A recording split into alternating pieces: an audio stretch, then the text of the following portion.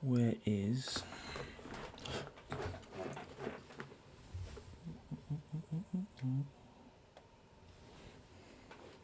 Is that really necessary? Hello, hello. Let me put this in full screen so everyone can see what I'm doing. Thank you for joining. Thank you for joining. Hello, Chris. Yes, we're getting people in here. This is great. Very prompt. If you're just joining me for the first time, we're going through a very interesting topic, which I've decided I'm going to add a new segment to my live stream to explain my rationale for why I'm doing certain topics. But I'll give it a few minutes. Maybe a minute or two. Just let more people join in. This is What in the World Weekly. If you're just breezing past, I do go live every Sunday at 2 p.m. So I try to talk about, essentially, as the name says on the tin, What in the World Weekly. What's been going on in the world in the week, maybe in the past week, maybe in the past 2 or 3 weeks. And try to have, I'd say, more of a, I'd say, interesting conversation that you might find maybe anywhere else on the internet. I haven't actually quite found someone who's doing the kind of thing I'm doing. I guess people do these kind of things all the time, right? But I'm talking about on live, at least on TikTok live anyway. Maybe they might be doing them elsewhere, but to my knowledge, I haven't seen that. So today we're talking about patriarchy, and I should have tried to arrange some guests, but I think a commentary on my increasing confidence in my live streams is that in as much as I try to have guests, I don't. Oh, Aze wants to join as a guest already. That was quick. He didn't even know what I want to be saying. Amina wants to join us. Okay, all right, fair enough then. Let me bring you guys up here. Hear what you have to say. Amina, we're not talking about that today. I mean, I suppose that is tangentially kind of linked to the conversation around patriarchy if you think about it. But hopefully, I mean, we'll probably end up talking about stuff like that. I think those kind of things can't be avoided. Let me see. Aze is that a guy or a girl? I can't really tell by a picture. Sorry, let me accept you and see what you have to say. Hello? Yo, broski. Yo. Yo. Oh. I'm doing good, man. You're doing good. Where are you joining me from? I'm from Southeast London still. Oh, Southie. Oh, yo, one of us. one of us. Ah, Oh, come on. no, I can accept you. I mean, I was just Okay, let me just accept her as well. Have you joined one of my live streams before? No, this is my first time seeing one still. Oh, so you just came across it on your live stream page or whatever, and you're just like, what's going on? Yeah. What are these guys rapping about? Yeah. Is it a topic that interests you potentially? Yeah, this is a topic that interests me because this topic as well, I believe that. Can I go into it if you're calm with it? Yeah, I mean, you can give us a general insight. I'm gonna do a quick an intro of like the whole thing, but you please tell us what's on your mind. Okay, cool. I'll just say it quickly. My definition of the patriarchy is something that was meant to benefit a certain group of people, but it didn't benefit anyone at all. It benefits like a small percent of people, if we're being honest. Right. Okay. Yeah, I mean, because you're right. I'm listening. Let's be honest. They But whose fault is that? Who created patriarchy? Okay. It wasn't us. Okay, guys. It definitely was. Okay, wait. As much as it wasn't us. Okay, wait. It was us black man. As much as I love the enthusiasm, let me just quickly set the table here for people that haven't joined my live streams before. I don't want it to say, we are gonna get into the exciting debate, which I'm loving, by the way. But as a quick intro on how I do this, why I do this, I decided to add a new segment today, which is this again. I hope you guys appreciate my creativity in coming up with these posts. I do this all by myself, by the way. So I think it'll be useful every time I do a live stream to kind of explain where the rationale for why I did it comes from. Because again, I'm just not just chatting randomly here. There is some method to the madness. Thank you for the follow, by the way, Aze. We do have a follow goal on the screen. Hopefully we can reach that by the end of the live stream. Now, so this is a segment I'm going to start adding. I don't know if you guys have seen this interview, Tyler, the Creator, where the guy asked him, what made you go with that verse? So that's what's the topic? Someone just joined asking me what the topic is. I'll go back. This is the topic today. novice, I'm just quickly explaining why I came up with this topic before I then go into talking about it.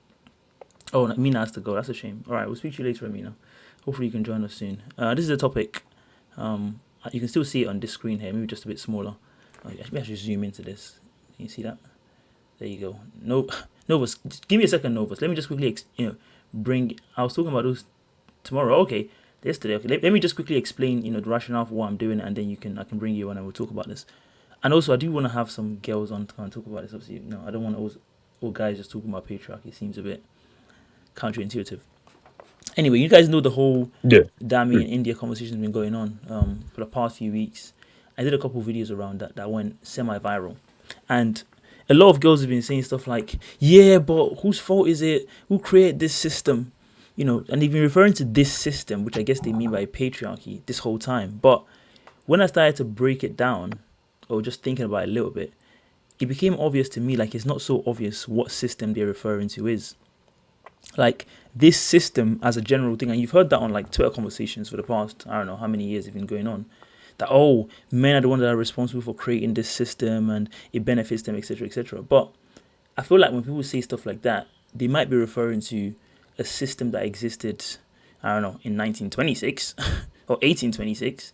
But when you think about 2026, the definition of what patriarchy is, which is like, in a general sense, a system in which men have, general control and women are like, the general victims of it, quote unquote. It doesn't really seem apt anymore. This is my A1 on this, especially when you think about the fact that there are many walks of life in which women now enjoy way more power than we do. Again, I don't want to tip my hand into the conversation, but for example, women are more educated than men. Again, in our countries anyway. I'm going to keep this to like developed countries. And someone might come in and say, "Oh, what about South Sudan and what about in Yemen?" Okay, guys, come on, let's just keep it to the UK and stuff, right? Okay, but in places like the UK, I'm pretty sure women, going by the stats, are more educated than us as men. If you start breaking it down by specific ethnicities and whatever, it might get worse. Now, those kind of things mean that the way we talk about stuff like patriarchy has to change. We can't keep using these outdated ideals and ideas about what it means and how men enjoy this total domination and control, because that's not really apt in 2026. Now, when you take it further into like the conversation about someone like Dami and India, and we focus on the romantic space, to me, what's obvious is that when it comes to romantic power, if you want to think about that as a thing, patriarchal speaking, again, my original thinking right now, if I just think about it like for 10 seconds, is that women enjoy far more power than we do. Far more, in terms of being able to command, attention, in terms of, the kind of men they can have at their disposal, the relative parity of all those things. So again, when you hear people saying about this Dami and India situation, yeah, we can't feel sorry for Dami because men created the system. It seems like to me they're not really giving themselves credit for the kind of power they have. Like, women have way more power than we do. Again, this is my A1. I'd love for girls to come on and challenge me about this when it comes to romantic situations. And so all of that in combination kind of necessitates, I guess, the third thing in here, which I've kind of called my gender power elements. If you combine these three things, you might have a situation where, at least in totality, they will be able to tell us the story about what patriarchy or what the gender power dynamic is. That's what I said. Women are more educated than men, but men make more than women, even in the same industries. Is that comparing like for like though? That's comparing, like, to me. I think, okay, I've heard that argument before, but that's to me comparing a bit like saying Caribbean black people have more family wealth than first generation immigrants. Well, yeah, that would be the case because they've been here longer, and if housing is the primary way of growing your wealth. People like myself, I'm a first generation immigrant. My parents came here around 16 years ago. I only bought my first home, 3 years ago. Yeah, someone that's been here since the 1960s would have more wealth than me because they've owned their home since the 1960s. That's just, is that like a, institutional disparity? Well, not really. It's just time. That's just, so if men have been in these systems, if you have like male CEOs or whatever, you have a woman CEO and you say, oh, relatively speaking, they don't have the same thing. Yeah, maybe the CEO of a company like Microsoft and all these legacy companies might be men, and the CEO of like a poorer company, for lack of a better term, might be a woman. Then the pay looks different. Yeah, those stats don't always tell the story. Is what I'm trying to say this along. That's my point. Like, you can't just take one level and say like, oh, women make more less than men in this thing. Therefore, it's not always, because what you have to think about in those situations, in my opinion, is what's actually driving that. Is that being driven by some kind of, Sorry, AJ. Yeah, go on. I was gonna say, like, with them conversations I'm like getting very now. hot in here. I'm gonna get my fan. Give me 10 seconds. I'm getting very hot.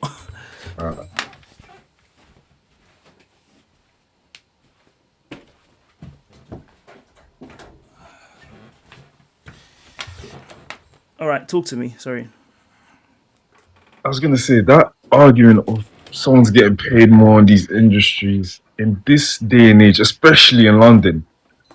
Is that even a valid argument anymore? Because like it's been proven that people can't even afford housing in London anymore. I mean, I can get the point insofar as if there was an audit of that done.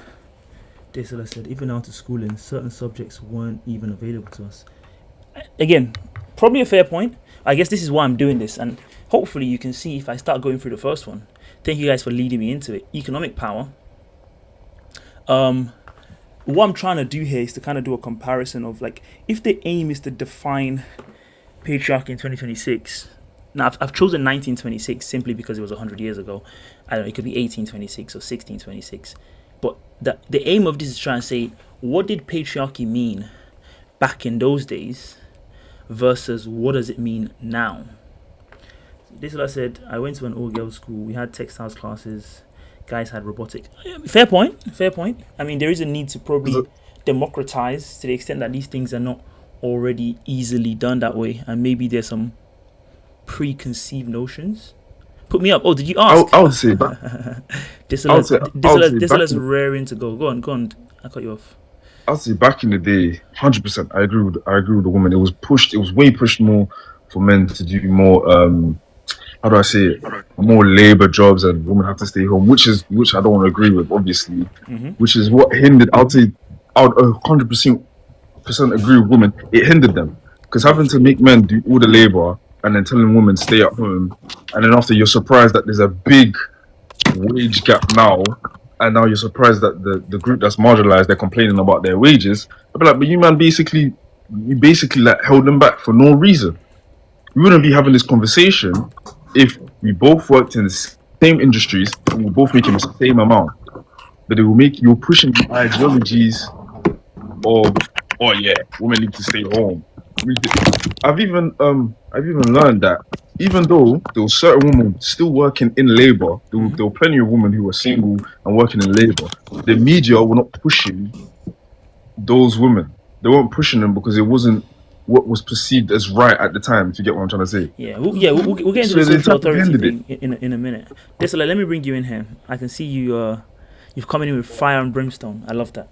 You know why, AJ? Because obviously tech babe and all this type of stuff. Like, this topic is so close to me because when I was little, I didn't realize how much it impacted me, but it was impacting me. Like, even down to going to university, there was 6 girls on our course. Like, it's like you go into an arena, like, classroom. What's it called? What do they call it? Lecture hall. And it's like, there's only a few of you there anyways. And it's like, I was treated so differently. And then, like, even now working in tech, so it's like, as much as women get more attention, or women are statistically more educated than men, it doesn't necessarily benefit to the everyday, like, life as a woman in terms of the things that matter. Like some guy buying you a drink, or like guys having favor on you in certain things, or just having it be that, oh, you're very well educated. Like on average, in America, Black women are the most educated people in America, yet they make the least. So even though they're more educated, there's obviously a systemic issue, which is what the patriarchy is, the system of the whole institute. Because how are the most educated people the least paid, you know? Well, I mean, one possible pushback to that is that it depends on how you define education. If you just define education as like having a college degree, there are some degrees that you have that don't make you that much money, and some that you have that do make you lose money. So if you have 100 people that have university degrees, but it's in like the social sciences, and you have 100 women, let's say for example, and you have 10 men that are in, I don't know, the STEMs and stuff, whatever, it could be a case where those 10 combined are making more than the 100, because maybe one of them could be CEO. That could explain it. Doesn't mean they're not more educated than women, but And the devil's always in the details. yeah. It's kind of my potential pushback. But on the point you mentioned around, going to university and having like, a relatively few number of women, would you say that's more because there's a conscious effort? Because to me, when I think about patriarchy in the sense of being responsible for that, I'm thinking of a system that actively limits female participation in those things versus, a pushback to that has been like, even when they've tried to like quote unquote shove this down women's faces, some of them are just not interested, and that's okay too. How would you say how would you respond to that kind of thing? Could you say the last bit of it again? Just the last bit. So essentially, how responsible is patriarchy as a system for that disparity versus just the fact that sometimes Okay. women are just not interested in those kind of things? Yeah. So again, that's something that was brought up, especially like I think I literally said it in the comments about being at school. I went to an all-girls grammar school, so it's already called a high-powered school because you have to do exams to get into very like elite type of education. Cool, but we still didn't have subjects that our counterparts did. So I went Townley.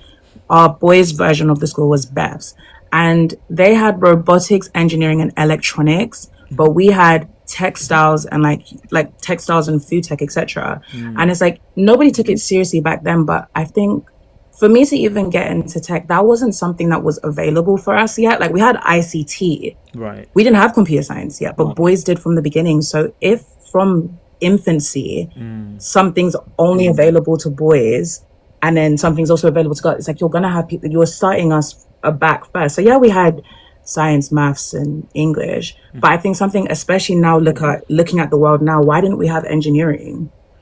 Why didn't Why don't we have women- robotics? Like, or why didn't your all-girls school have that? You're saying? yeah, that's what I'm saying. That's part of the whole patriarchy thing, where it's like it's a it's gender history baked into education. Now we're still in the 21st century, and at that age, I don't know. I can go back and check in with my school, but I'm 27, so it's not old history, right? But if from the age of 11, certain subjects weren't even available to us, can you blame women for not knowing that these things are available? Because it wasn't encouraged. We just didn't know about it.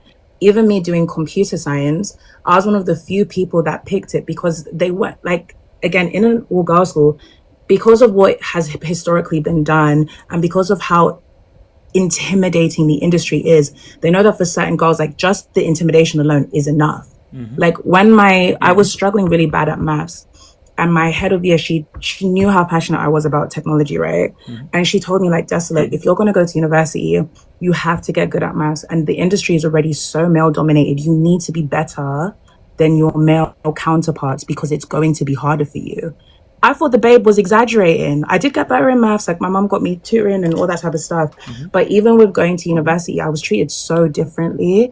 And even, that woman privilege, I would say one thing that I would say was privilege, but then also insulting at the same time is that some guys wouldn't let me contribute. Right. So there was a few times where, like, let's say we're in a thing together, they would want to do my work for me.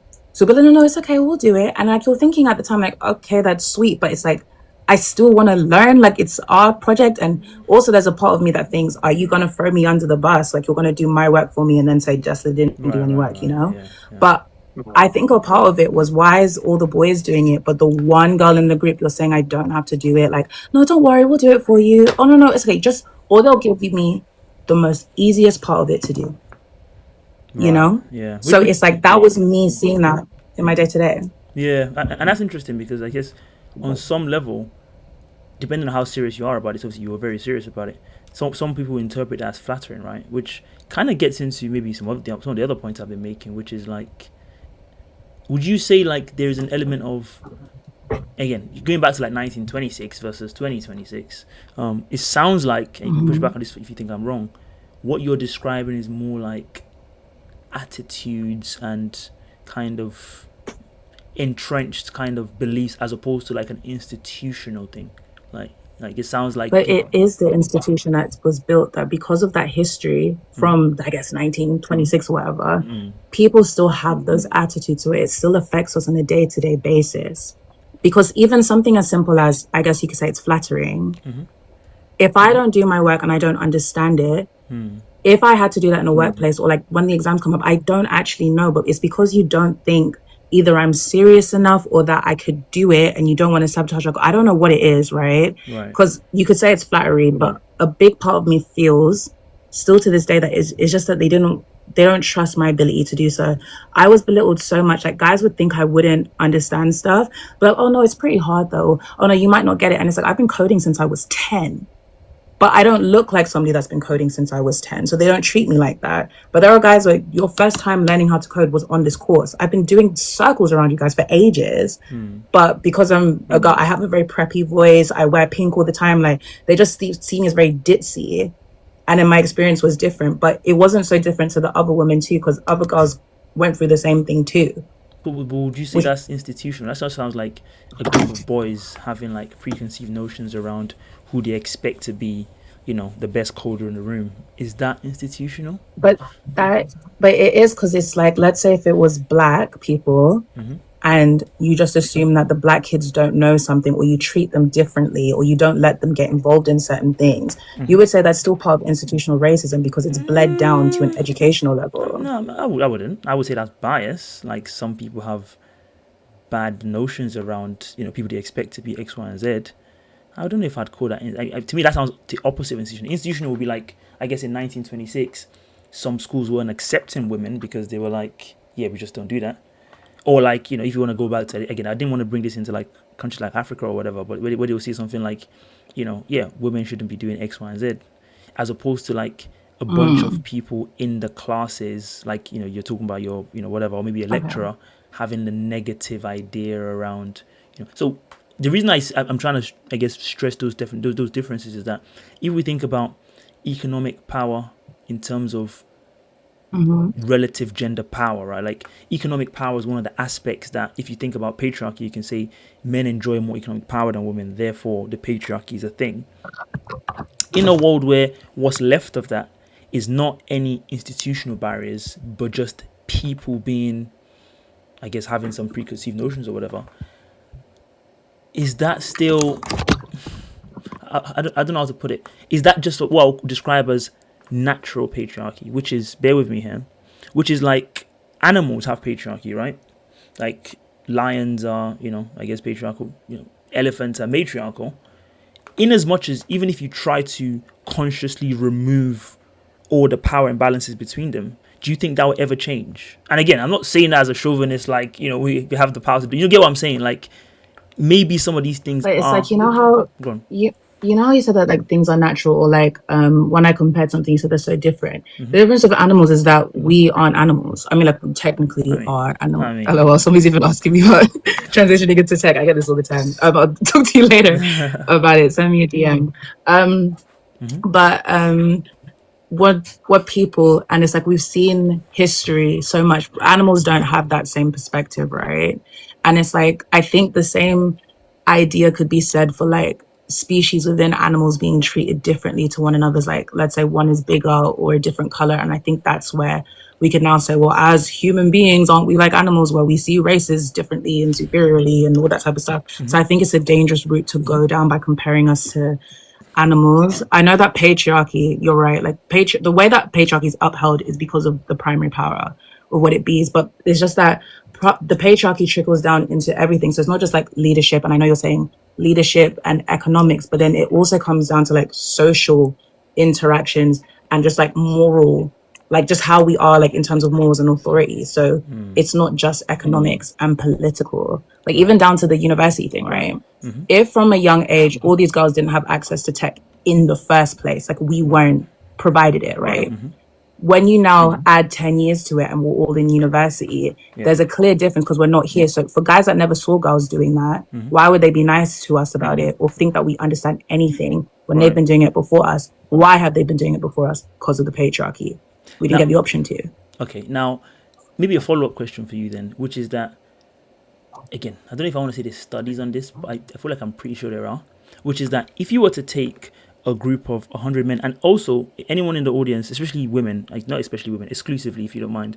Obviously, I'm talking about patriarchy here, so I don't want it to be an all boys club and we're just ganging up on the one girl on stage. So I do want to hear from. Don't worry, I'm used to it. Patriarchy.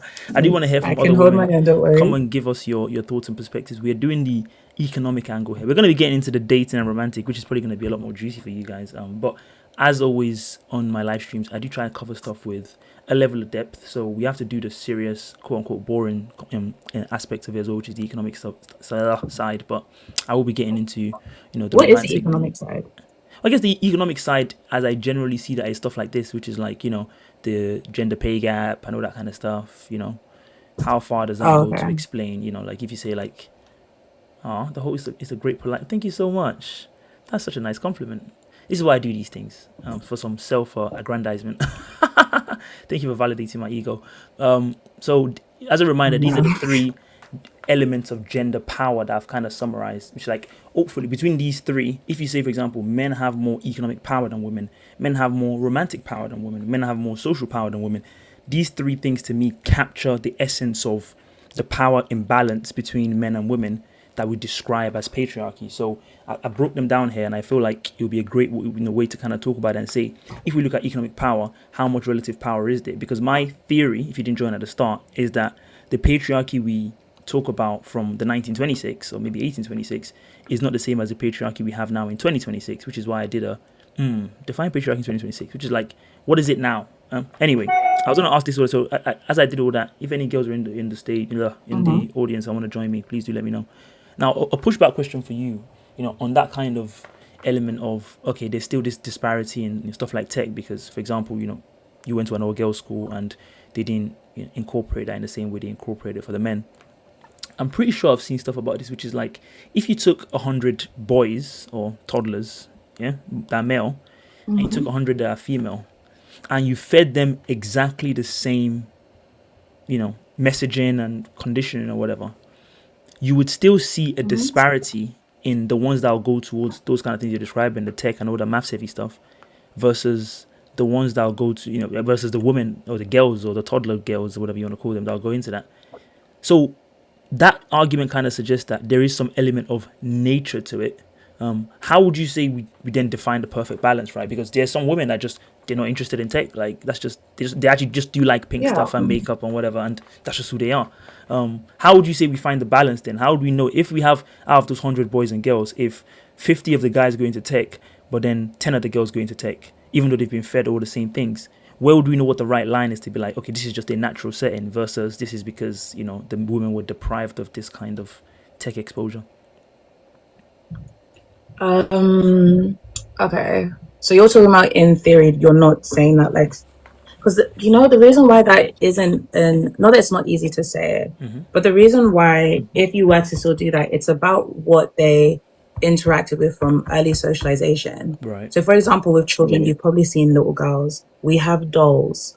Dolls are just mini versions of ourselves. Like, we have, if you look at any girl's toys, they're always like, easy bake little kitchen, like portable stuff, or what else, like strollers. You'll see babies with strollers and holding another fake baby inside the stroller. So from a young age, we've already been nurtured into being helpful, caring, be a good big sister, like doing little things from a young age, and then that gives you into more soft skilled things anyways, right? How much of that is nurture and how much of that is just natural?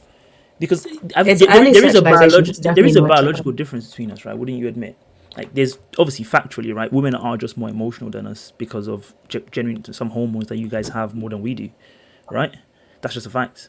So how much of that? But it's just that you're saying. No, sorry. What I'm confused about, right, is that you're saying that if they have early social, like if they're treated the exact same, girls would just naturally gravitate to one, and then guys would just gravitate to the other. But the thing is, how do you, not how do you know that, but it's like, what study even was that? Did that mean that they were all raised the same? They didn't watch the same messaging. Their parents treated them the exact same. They were the same age. It's a very big generalization, because a lot of the reason why women go into certain fields, like I guess teaching and nursing, etc., is very much linked to the way that women are raised younger. And again, what I said about schools, there's the exposure that you have anyways, like knowing that that's the thing. Messaging as well. Like if you see in your day to day, like it's recently changed. I would say the help of Barbie and all that type of shit has helped. But growing up, when you say get the doctor here, the doctor's coming, it's always a guy. So even from a young age, just like as we're conditioned in society, you deem a doctor to be a man. It's not even like intentional, like a we're trying to be terrible thing. But when you see people older than you, like just subliminal messaging all the time that this is what men do, women, girls, little girls naturally gravitate to stuff. And when you hear stuff like, oh, it's hard or it's scary, no, don't do it, the boys will help out. Like, it's like, you know, that boys are stronger, like naturally, genetically, yes, men are taller, men are bigger, men are stronger. So you feel like, oh, there's certain things that only men could do and girls should go for the less ones. And it's just part of conditioning as a society. But if we were to start from scratch and erase all history and start off a clean slate, who knows? But that's what I'm saying, that with the study, that quite literally isn't the case. I mean, because you can't do that. Like, I mean, again, when you say who knows, the pushback to that would also be, again, we talked about humans being animals earlier. I feel like part of our intelligence is that A, we're smart enough to spot these concepts, but B, we're a bit too arrogant in assuming that it wouldn't apply to us. Like, if you start all the animal, almost, I'm pretty sure, to my knowledge, almost every animal has, in some way at least, some kind of, imbalance. Like hyenas are matriarchal, elephants are matriarchal. Are you suggesting that there's some kind of, and again, they don't consciously do it, right? So it seems to me like there is an element of some of these things just happen in nature that, to an extent, we can't really control. That's my theory. But you say that. But let me see who's you say that. Go on. Okay. No, I mean, like you say that, but now that a lot of these barriers have changed, right? Like now that they offer certain things to girls, like people like me that talk about tech, and I don't talk about tech in just a way where it's like I'm being serious and scary. Like I make sure that you see that it's quite feminine. Like I'm very feminine. So girly stuff and blah, blah, blah. More women are entering these realms. So can you say that it was because it was our nature or nurture or whatever? Or is it that because there's now more representation, more things are offered, like you have platforms like She Codes Girls and blah, blah, blah, blah, blah, available to women now? Women are now more in leadership, STEM, and did that than ever before. But it's because we've actively, as a society, made sure that it's possible. So that's what I'm saying, that like you're saying this, it's nature, but it's like our society clearly has made this a thing. So I wouldn't say it's nature as in like we shouldn't do anything about it. Obviously, to the extent that inequities do exist, we have to try and address and challenge them.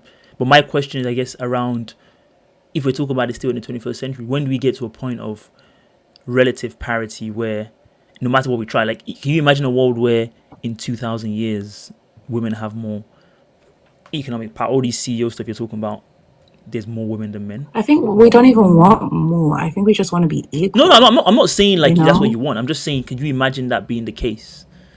And I'll probably say no, because apart from I'm going to get you, Tay, on things in here in a second. Give me a second. Because apart from the stuff you mentioned about interest, there is also a kind of bizarre, and this one I have seen a study for, but it's my bad for not actually bringing it up here to kind of add it to the conversation, which is around the kind of, I spoke earlier around the genetics of it. Now, and you kind of said, well, women are more, like men are more stronger. But that's not only it, though. Like that strength also comes with aggression. Like the kind of sometimes terrible ambition to want to be a leader and dominate. That's not always a good ambition. Men just have that more than women. That's not like a chauvinistic thing to say. Like that's just true. That's why, again, we also show up in all the negative social things, like, the people that unalive people serially and all that kind of stuff. We show up in all those negative things as well because we have some of those things that women just don't have naturally in the same way. Because if you think about the kind of people that become the CEOs or the presidents, a lot of them are psychopaths. I'm being so real with you guys. I do politics videos all the time. If you study these people, not even that closely, just think about carefully the way they behave. They're not the same as us. Like they're messed up in the head.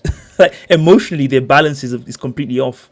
And part of that comes with being a man. So your tendency to want to be those ways, like is worse basically. Like if you present most average people, men and women, with the choices to do those things, the woman will tend to be like, nah, I don't really want to do that. Like, do you want to be a sociopathic billionaire? A lot of them will be like, I'm good.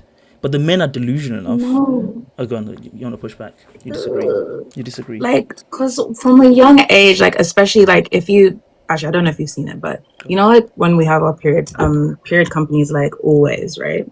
There was a time, especially, you know, like how everyone's having nostalgia out 2016 now. When there was this big feminism boom in like, you know, 2010s, Right. a lot of the things that people saying, no, I'm not bossy, no, I'm not this, because from a young age, any girls that exhibited that trait of wanting to be in charge or do that, you were told that you were naggy and that you were bossy and blah blah blah blah. But for men, it was a completely different thing. So you didn't have the platform to be that ambitious and outspoken and it be praised. If anything, it was told that it plays on your femininity a lot because it's like you're a girl. You know, it's like you're being naggy, you're being bossy. And again, I think that that's one thing that stuck out again in the 2010s when they were encouraging women like, girls, be the boss. You were hearing all of the CEO agenda, etc., because from a young age, when you're a girl, actually you're never being heard about that don't be before. bossy.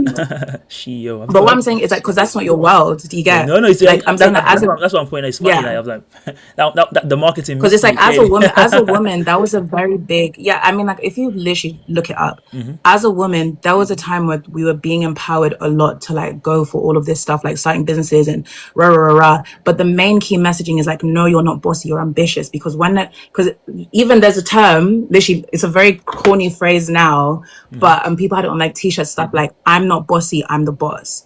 And it was a type of thing where it's like, because if it's a man and he's assertive and ambitious and all that type of stuff, he's just a boss, he's a man. But when you're a girl, you're kind of a bitch for it, you know? So even changing that message, that a lot of that messaging puts women into a small corner, even with the way that I can talk right now. Like I'm very like assertive sometimes, etc. I've been told that's not a ladylike trait and that you should kind of pipe down on it. and so you know? in your view, and Tay on things, I'm going to get you in after I ask this question. How much would you attribute the dichotomy in, you know, representation in these things? How much would you attribute that dichotomy to that? Would you say 100%? To It sounds like what you're saying. to what do you mean? Like because of patriarchy, that's why women aren't bossy or like leaders? Yeah, as in like, you know, because of those attitudes, that's exactly why women don't, you know, go into these fields and underrepresented in all these things. Is that what you're saying? Would you say you can draw a straight line between? I'm saying a good part of it is because as soon as you exhibit those things, naturally, a lot of people do tell you like to kind of reel it in. It's not a great trait. Okay. But with men, I think there's just less governance on men for it. It's obviously not 100% because there are women that still do it anyways. Like they haven't stopped. They don't care. Like they don't care what people think. They're not going to make themselves smaller or change their personality for it. Cool. There are women like that don't care regardless. But a lot of women do make themselves smaller because they want to be agreeable and they don't want to be bossy and bitchy and naggy and all this stuff. But again, look it up. Like it's a very big social shift that happened. All right, Tay on things. Let me get you in here. Thank you for waiting so patiently. Are you with us? Yeah. No worries, my guy. How are you doing, man? I'm blessed. Very nice. So, you know, I guess in summary, you know, I've been kind of maybe pushing back politely on this, sort of saying how much of this can be explained by our biological differences. You know, she seems to think, generally speaking, a lot of it is the kind of nurture conditioning. You know, what say you? What do you think? Sorry, could you like refresh like the with the question so I can answer more elaborately? Okay. If that makes sense. All right. I don't know where to begin from, but essentially, right now we're talking about economic power, as a prong, if you want to say, of patriarchy. So the idea is that, roughly, generally speaking, in 1926, men had a lot more economic power, and, you know, women didn't work in certain fields, and there was a lot more, you know, all that kind of stuff. Whereas coming to now, there doesn't seem to be, at least to me anyway, any kind of institutional. There's no laws barring women from working in any fields. You know, they can work all the same jobs we can. Well, funny enough, some of the ones they can't is physical, but they don't really want to do those. They don't really want to do those jobs. But I'm not going to get into that. Okay. But essentially, I was saying to you, my dear friend and guest today, that it seems to me like a lot of it is just like there's an element of biology that explains this disparity. Because she mentioned how she's in tech and there's not a lot of women representation in tech. And so she thinks it's because of the kind of nurturing women are subjected to from early, not wanting to be seen as like, you know, bossy or, you know, like any kind of negative personality traits. So we kind of have a bit of a minor disagreement on that, but I wanted to get your take on what you think is driving, even in 2026, these kind of disparities. Yeah. Thank you for actually refreshing that. I think Can you speak up a bit and if I you said don't this mind, or earlier. maybe get closer, or maybe increase your volume or something? You're a bit quiet. Yeah. Can you hear me better now? Much better, much better. Okay. Yeah. Sorry, my earphones. No. So basically, like, what I think is like, I think firstly, I think patriarchy and capitalism, I think they're the same thing, and it's a sentient being that actually like its its goal is to amass power, and it chooses champions. So, if you go back to when like the civil rights movement in like America, I feel like the main reason that it was allowed to happen is because it was, oh, you know what, if we let these people in, we can make more money, and then we're just going to put them in a trap that's going to allow us to make more money. And that's the same thing that happened during like the CEO, like she boss movement. It was to make more money for the system, because at the end of the day, there's still like the patriarchy is about a few men, not men, making this amount of money.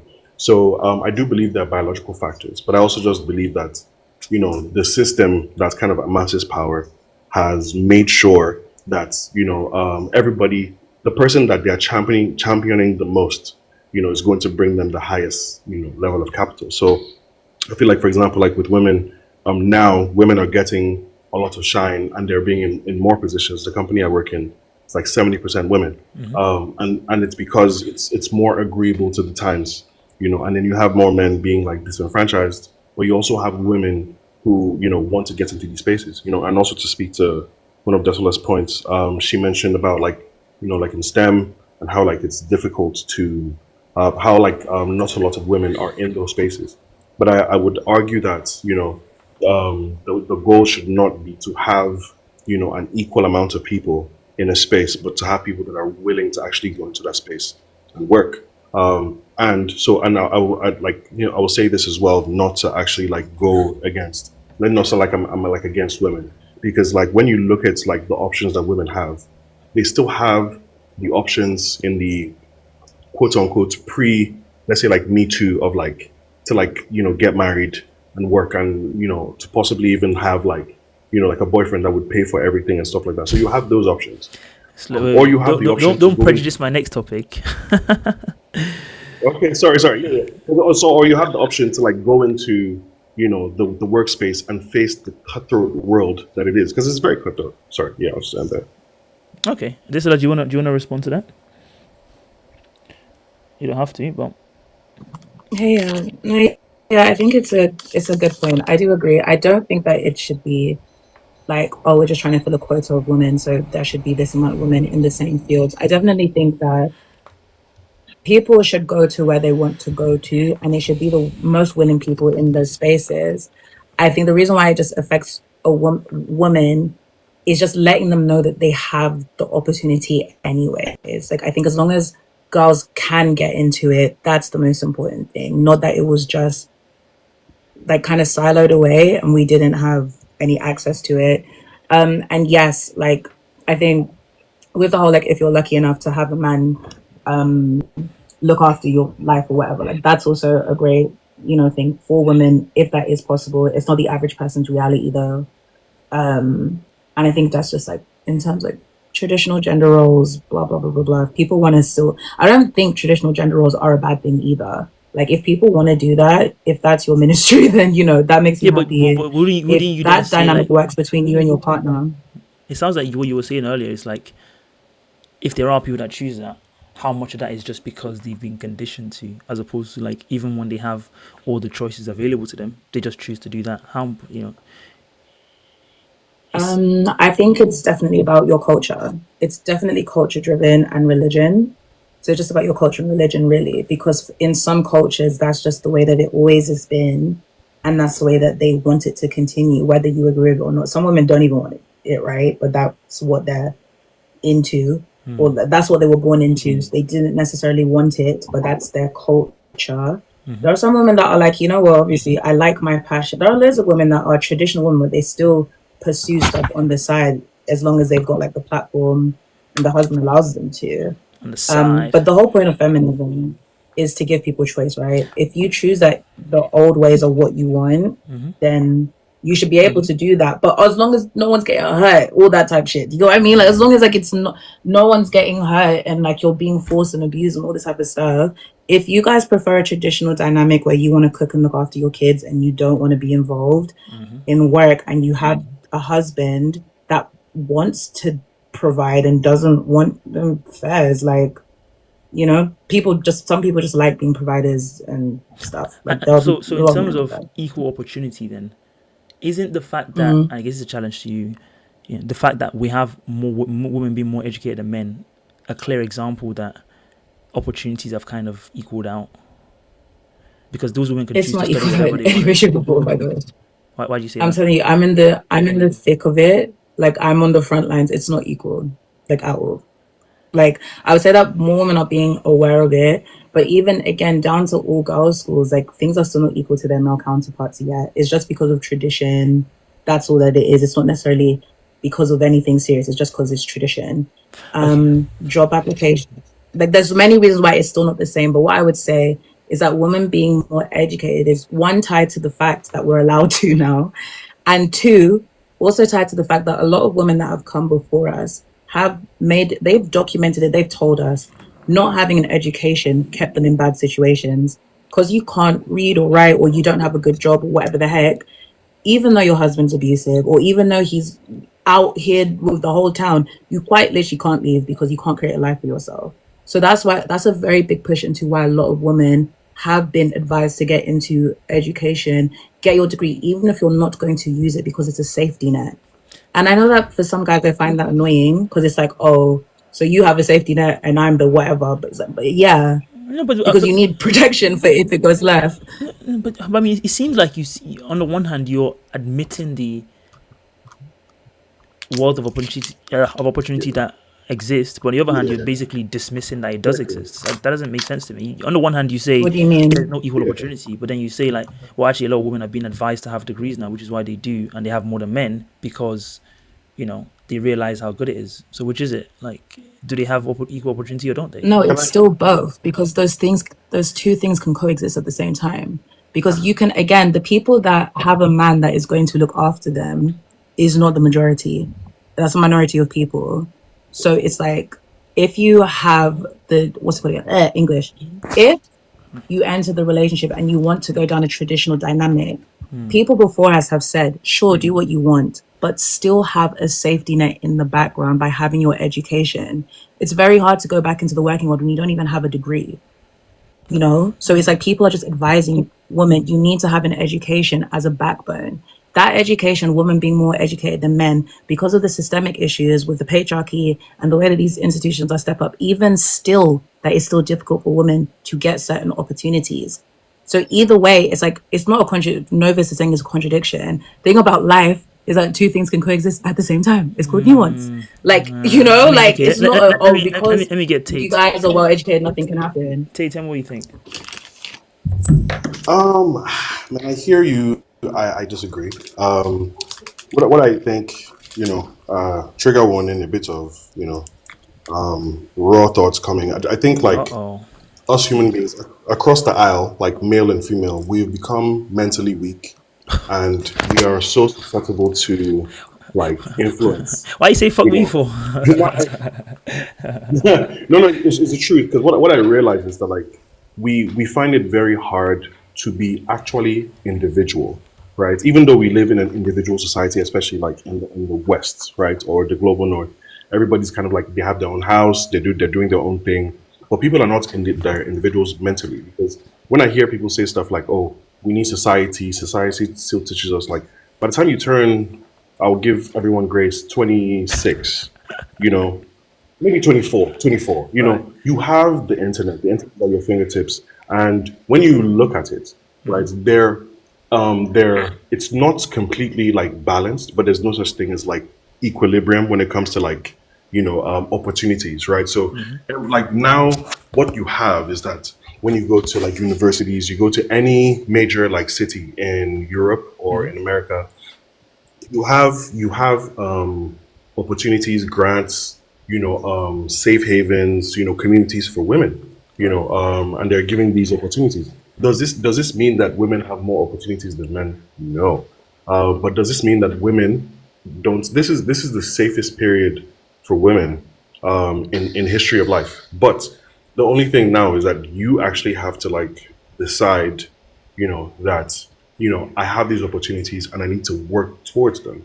And it's not. And I don't think it's a function of actually gender. I think it's also a function of like, just like as human beings, we find it hard to actually stand on our own and not lean on, the rhythms of life, or I like like being that. like a black man or being a woman, or being like, Nigerian or being, X, Y, and Z. Can you just stand on your own and forge your own path? That's actually very difficult to do, So I will accept that, but I don't think I do think like things have like evened out. If we look at the middle, let's not look at the extremes. If we look at the middle, it's evened out. Yeah, I think I tend to agree with that, and I think if we want to get specific now, something I like to do, a fun exercise is if we say, for example, like in the 1700s, I don't know, 1726, let's go even farther back, the relative power, economic power, was 100 to 0. Yeah, hypothetically speaking, so 100 men had all the power, and women had no power. I want to get both of you guys' takes on. Oh, sorry, some people might be in the guest. I want to get both of you guys' takes on what do you think that power dynamic balance is now, men versus women, and kind of give me give me the number the split you think it is, and also kind of give me your rationale for why you give that split. So maybe Tay on things you can start, and then this you can give us your number so you can have some time to Yeah, think. just to clarify, when you say split, what do you mean by split? So like in terms of like in what realm? Like everything or No, just focus on economics here. Like if you think about 1726, you can say women had no economic power, for example, because men run everything. Women couldn't go to school, couldn't go to this, couldn't go to that. So if you had to like quantify the relative power they had, you could say, for example, men had all the power. Sorry, so Zoe said, "What's the question?" It's quite a long question, but I'll start again. Just pay attention closely, everyone. Right, I'm trying to quantify the relative economic power men and women have. So I'm saying if you go back to 1726, where women had no rights, they were treated as property, they couldn't go to school, all that kind of stuff, men owned all the industries. You could say men had all the economic power and women had none. So it was 100 to 0 men to women. Coming back now to 2026, what do people think? Leave it in the comments as well. Give us your numbers in the comments and give us your thoughts on why you say that. As I want to be reading some of them out. What do you think is the relative economic power imbalance between men and women now? Putting all the factors together, relative wealth. We talk about CEO this, we talk about all that kind of stuff. What would you say is the relative economic power that men and women have now, and why? So give us a number to quantify it, and also give us your rationale. Nova said 60 men, 40 women. Interesting. If you can reply to that and give us your reasons why, please do. Tay on things, are you there? Yes, sir. Yeah, it's Nova is being very that's very nice. I think it's about 90% for men. And it's going to stay that way for a very long time. Absolutely. Like if yeah. you if you actually think about power, like economic power, yeah, it's men, bro. Like the amount of billionaires that have been born, if you think about them, the amount of billionaires that have been born in the past like 3 years, this is like the most billionaires that have ever come out so quickly, and most of them are men. I think I've only seen like a few women that are actually doing that. There are women doing it, don't get me wrong. But it's men. And I think it's also because of a function. This I can actually attribute to gender, because I think the approach that men take to amassing power, it's more it's more traditional and it's more like tangible. And I feel like if you ask this question, but not about economic power, and you point it towards more like influence and cultural influence, societal influence, I would say like it will be like women 70%. Are you reading my Exactly, notes? guy. I feel like you might be reading my notes here, mate. Because Um, I have some of those I things am in not there. saying. So let me push back on that a little bit. You said 90 men, Mhm. 10 women, and you mentioned the example of the billionaires. I'm sure if you look at the top 100 richest people in the world, probably not very many women on there. Mhm. But do you think that represents, and maybe I phrased the question poorly because it was a tough question to ask, that represents men power in the sense of like billionaires have power, and they have loads of money and influence, but it's not really manpower, if that makes sense. Like the influence billionaires exert on the world, if you talk about Elon Musk and all these people, there's not really Mhm. much gendered about it. They just exert power and influence because they do. I mean, if I take, get political here, Miriam Adelson, the wife of late Sheldon Adelson, who's basically running Trump's Israel policy. She's a woman. She has loads of power. She's creating tremendous change. Like I'm talking about long-lasting 100, 200-year changes to the world's geography or whatever you want to say. That's not because she's a woman. Like I wouldn't attribute that to an example of woman power, because those power things don't really have anything to do with their gender. So when I think of power, I'm thinking of, for example, like you said earlier, keeping it away from the extremes and talking about the people in the middle. So if you take an average man and an average woman, to the extent that they can both get, relatively the same jobs, have a really good life, compared to, again, 1726, where women couldn't have any of that, would you still say it's 90-10? Oh, absolutely not. Sorry, I think it was the question that kind of like threw me off, because I was thinking about like power and economics on a global, like, wider scale. But if you said like, okay, in a household, right, today, in your average household, in a middle class society, Right. who has is the power balance? I would say that the power is balanced. I would say like 50-50. it's give or take. Absolutely, because there's like when you look at it and you say, okay, do you know what? We both have the opportunity to go to university. We both have an opportunity to work hard, and now kind of like balancing that that gender imbalance of like let's say like a lot of women not necessarily getting paid more, the pay gap and all these things. You have more grants and all these things, and you find that like in this day and age, I find more partners who the women is making more than the man, so I would say it's actually like 50-50. I don't even think that there's like Okay. there's a chance for it to be like imbalanced, unless you now start talking about like different societies, let's say like back in Africa and Asia and stuff we're like that. we're not gonna go into those. We're not gonna do that. Okay. All right, Disola, I'm gonna let you give me your answer, but in a minute. Thank you, Brandon, for joining the stages. I'm gonna ask you the same question as well. But before I do that, I don't like to beg, but I'll put it this way. If you're enjoying the conversation, feel free to follow me. I'm not going to say make sure you follow me. If you think this is good enough to deserve a follow, you know what to do. Yeah, I try to meet your expectations. So if you don't think I'm doing a good enough job, you don't have to follow me. But if you're like, wow, this guy's actually cooking here, I will join this next week and the week after that, then obviously do follow me. That's how I'm going to put it. Anyway, Disola, let me get your take on the relative power between men and women. What would you say the number is and why? So just want to preface it that you can't really put a number on it. But I would still say it's about 80-20. 80-20? Yeah, no, it's still 80-20.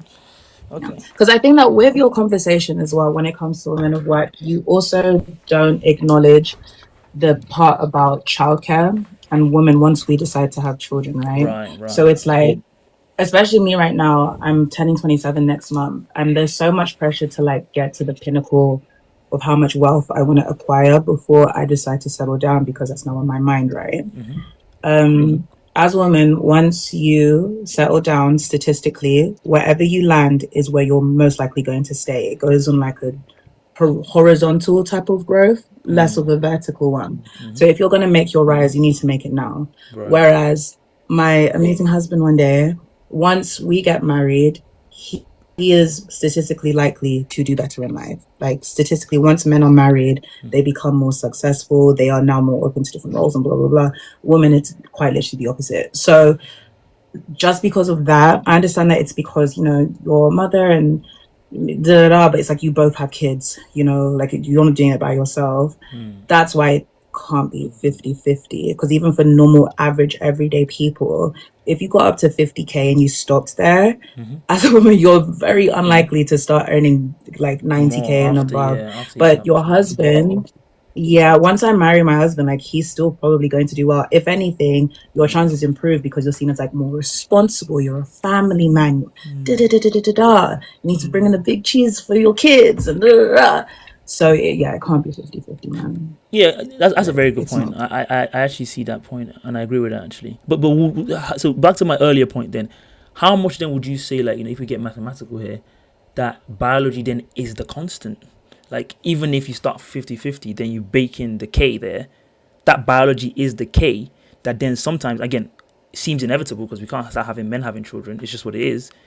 Would you then agree with me then that, like, there is some of that's just unfortunately, I guess unfortunately for women, the way it's going to have to be, or the way it's going to be, because, again, biology is a factor that you can't really you know, too much about. It's still patriarchy involved because that statistic, a lot of employers, sorry, are less willing to want to hire women that are in that area of life where they know they're a mother, like a new mother, or that she's about to be the mothering age, or that she has kids already. Like it's already a form of discrimination that I guess they're working towards. It shouldn't be something that affects. You don't need to disclose. Once upon a time you did, but you don't need to disclose your family plans to your employer when applying for a job or anything like that.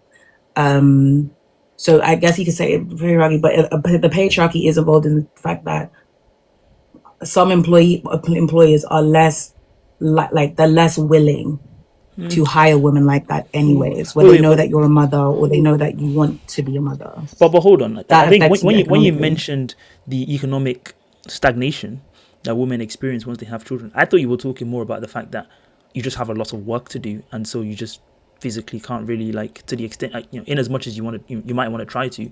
Most people, once you have one and then two and then maybe someone will have three or four, it just has to be the case that, like, naturally you just don't have as much time to start wanting to be, you know, the CEO anymore, and not like they're being discriminated against when they want to go back to work. You know, isn't there a split? Well, the work discrimination thing does but it's all of it. Okay. So it's that the work discrimination thing definitely exists. Obviously, some women after they give birth, like I've seen the most ambitious women I know completely switch off because they've had a child and they just don't, you know, it's not They their don't care for priority that anymore. anymore. Yeah. But then also it goes down to how much your husband is supportive. There are very high-powered women. Once they have that kid, her and her husband have both taken paternity leave, as long as they're both actively helping, then it makes her going back to work and, you know, pursuing XYZ easier. But a lot of men aren't, I mean, not a lot, but like there's a good portion of men that aren't as supportive or helpful in raising children, or they're not as like boots on the ground as a woman is, right? But that's why I think it's very important to have a good family unit, because it does make coming back to work harder. Fair point. And some men don't think they have to because of them patriarchy. Like some men are not helpful and supportive. They're like, that's a woman's thing, that's your thing, you know. I feel like you've defended adequately your 80-20. Even though I disagree with it, I see your points and I hear it. Tay, I'm gonna let you respond in a minute. Brandon's been waiting so patiently. Thank you so much, Brandon, for joining us. Oh, no problem. Are you calling us from the UK? Or are you calling us Thanks for from having me somewhere on. else? Yeah, I'm from London. London. Oh, one of us. All right. Same question to you then. The relative economic power of men and women. Give us a number if you can, and then tell us why you think that is. So you've heard Brandon said around 50-50. Desola said 80-20 men to women. What number do you say and why? I'd say it's nuanced, but I'd say it's 60-40 to women before the age of 30, and then after that, I'd say it flips to men. Wow. And partly because of the same reasoning as Desola, because women have that biological clock where they have children around the age of 30. But before that, stats show that in Western society, women out-earn men, they do better in education. So women are doing really well right now.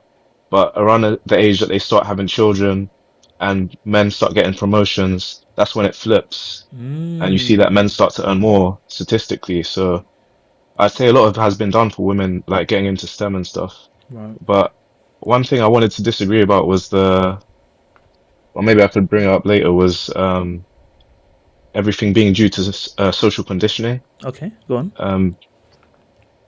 I'd push back that a lot of gender differences are primarily, well, there's at least a strong evolutionary component, so due to biology or nature.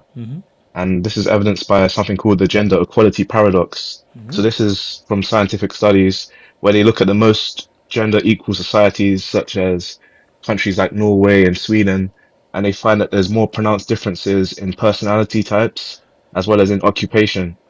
Interesting. Let's have a look. So, for example, there's less women going into STEM in those kind of countries. Should we just go on the Wikipedia one? I know Wikipedia is not always trusted, but let's just see. Can you guys read that? No, you can't read it still. Ignore me. I tried to make it big enough for people to... Oh, there we go. It is readable. Yeah, let's go into... I'm on the wrong side, aren't I? There we go. Various blah, blah, blah, blah, blah. Actually, are larger in gender equal... Oh! is the disputed finding that various gender differences in personality and occupational choice are large. Oh, so like even when, in fact, the more equal the places are, you do find a bigger disparity in them going into those things. Is that what it's saying? Exactly. It's like if you allow people to do what they want, then the gender differences are even more pronounced. So it's a paradox to everything being socially conditioned. It means there has to be a biological component. I mean, I should point out, in fairness, that it says it's a disputed theory, but again, I didn't do enough research to know what the counterpoints are. That's what I was gonna say. It's a disputed theory. Like it's got so many holes in it. It's just a I'd say theory. it's disputed for political reasons, you know. Oh no, he didn't. I mean, it's evidenced by studies. Interesting. I mean, I suppose you could see a world. You can imagine a world in which, to the extent that you have your economic needs met, like if you think about children of billionaires, there'll be a good example, right? Like if you take, I don't know, 10 children of billionaires that are men and 10 that are women, I guess if your economic needs are met, then you probably wouldn't care too much about trying to be the boss lady of everything, and you just like want to do what you want to do. That's always it. Go on. Yeah, but then I feel like that's a very like if my grandma had wheels, she'd be bicycle yeah. type of conversation. Wait, what? What do you mean? Tell me more. Because it's like it's a very big what if in a society that quite literally just doesn't exist. So it's like, yeah, if every single need was met and you didn't have to work, maybe you would naturally do things differently, but that's not the society we live in.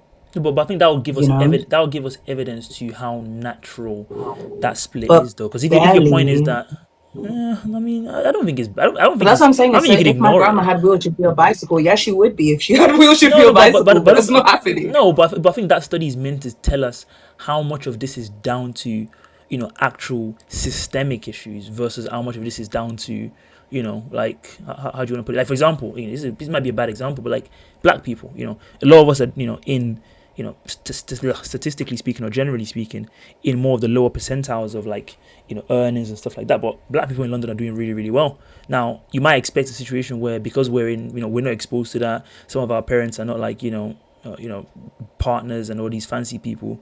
We'd see less of us. And maybe some of the numbers do point to like there's not as many, but the fact that people are doing it despite of those examples kind of shows that, again, there's nothing racial about it. It's just like some people just want to do those things. And no, maybe not.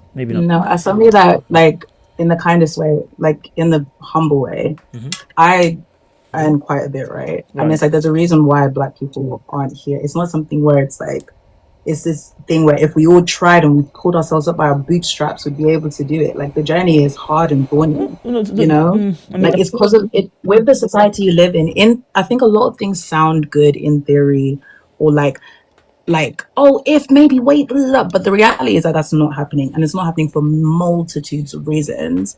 And that's why things just can't be linear, where it's like we just say this is that, because it's so nuanced. Like the nuance stems I'll push back across. a tiny bit and say, in as much as you say it's nuance, you don't seem to be admitting the nuance of biology here. You seem to be dismissing that summarily and kind of putting everything down to, the fact that women are just been, brain sludged, the fact that be a lady and be a girl and be pink and all that stuff.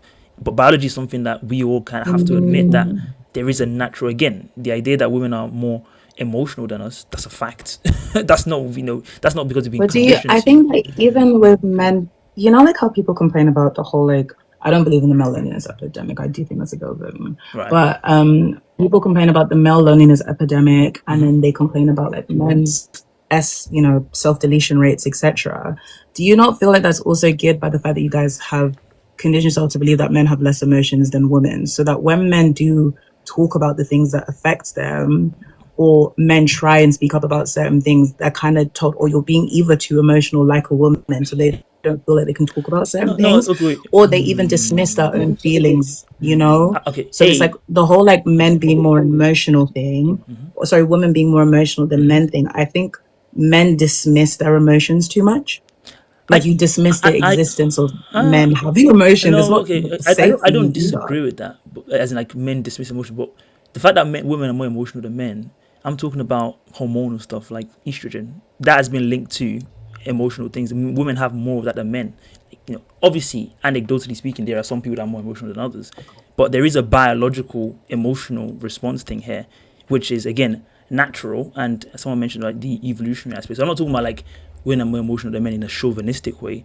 I'm pointing to stuff like hormones that you guys have more than us that we don't have. Like testosterone, for example, makes you more aggressive.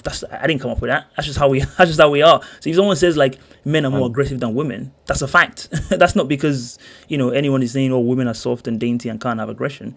That's just because we have a lot of testosterone and you guys don't. So that's when I say somebody in the comments said it's because of the expression, and scientifically it's just the expression. It's not that you guys have less emotions than us. Okay, and that's what I'm saying. I don't want to get distracted. Everyone knows what I'm saying. You guys have. I'm not going to get distracted. You guys all have emotions too. Okay. All right. I agree that expression is different. Another one is prolactin. So women cry more because they have more prolactin. So men not crying isn't because like we've been conditioned to not cry. It's because hormonally we don't cry as much.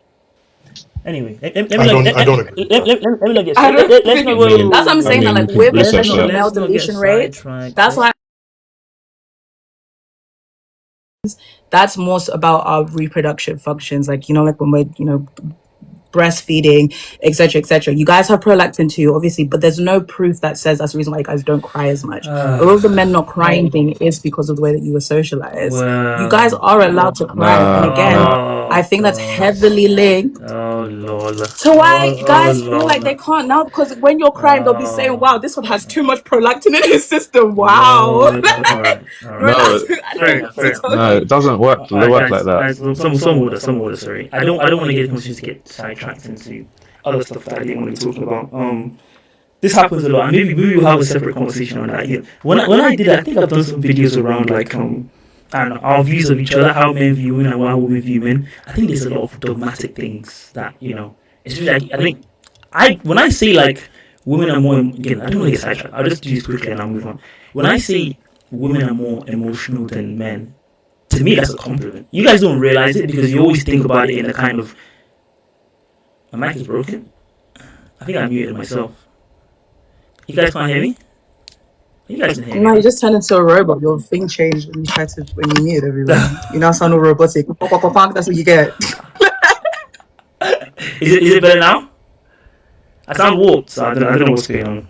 Sorry. Yeah, you sound warped. It sounds like it's under the bed. Let me unplug it and plug it back in.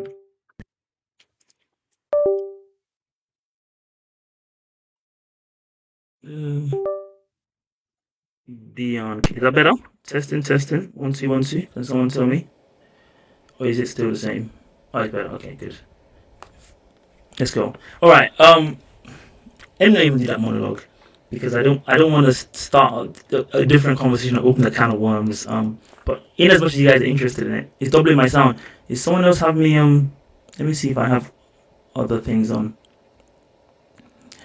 Let me turn this off. Ooh. Yep, and then turn this off. Turn that on. Sorry guys. Tech problems. Is that better now? Can someone confirm if you can hear me fine now? Someone said much better earlier, but I don't know if someone said it's doubling my sound. Am I echoing? It's not that we can't hear you, it's just that you sound weird. I can hear you. You just sound like, I still sound weird? You look like you're having an echo, like mic feedback type shit. Is it still happening? I can hear you though. A bit better. Oh, it's just slightly better than it was before. What did you guys do? This is what you guys came and ruined my tech stuff. That's what you get. I've been cursed. Somebody said maybe unplug it. No, bro, you just keep going. It's actually not that bad at all. Like, you can keep going. No, yeah, you could continue. We'll just ignore it. No, I don't want you guys to be subject to, suboptimal audio. It's not that bad. It's not that bad. Okay. Let me try one more time. Try something else. Let me just use both other ends. Oh, yeah. It got better all of a sudden. Oh, yeah, it's better now. It's better now? Mm-hmm. Yeah. Yeah, it's back to normal, yeah. Oh, I've unplugged the mic entirely. I thought it was going on. Maybe your computer's mic is just as good, see? Yeah, maybe. Say no to consumerism, guys. You don't need an extra mic. I want this super fancy mic, and I'm going to use it. If I'm going to pay for it, I might as well use it. But maybe I don't need it for today. Let me put this away. You can try again, or maybe just next time, I don't know. Yeah, I've seen enough. All right.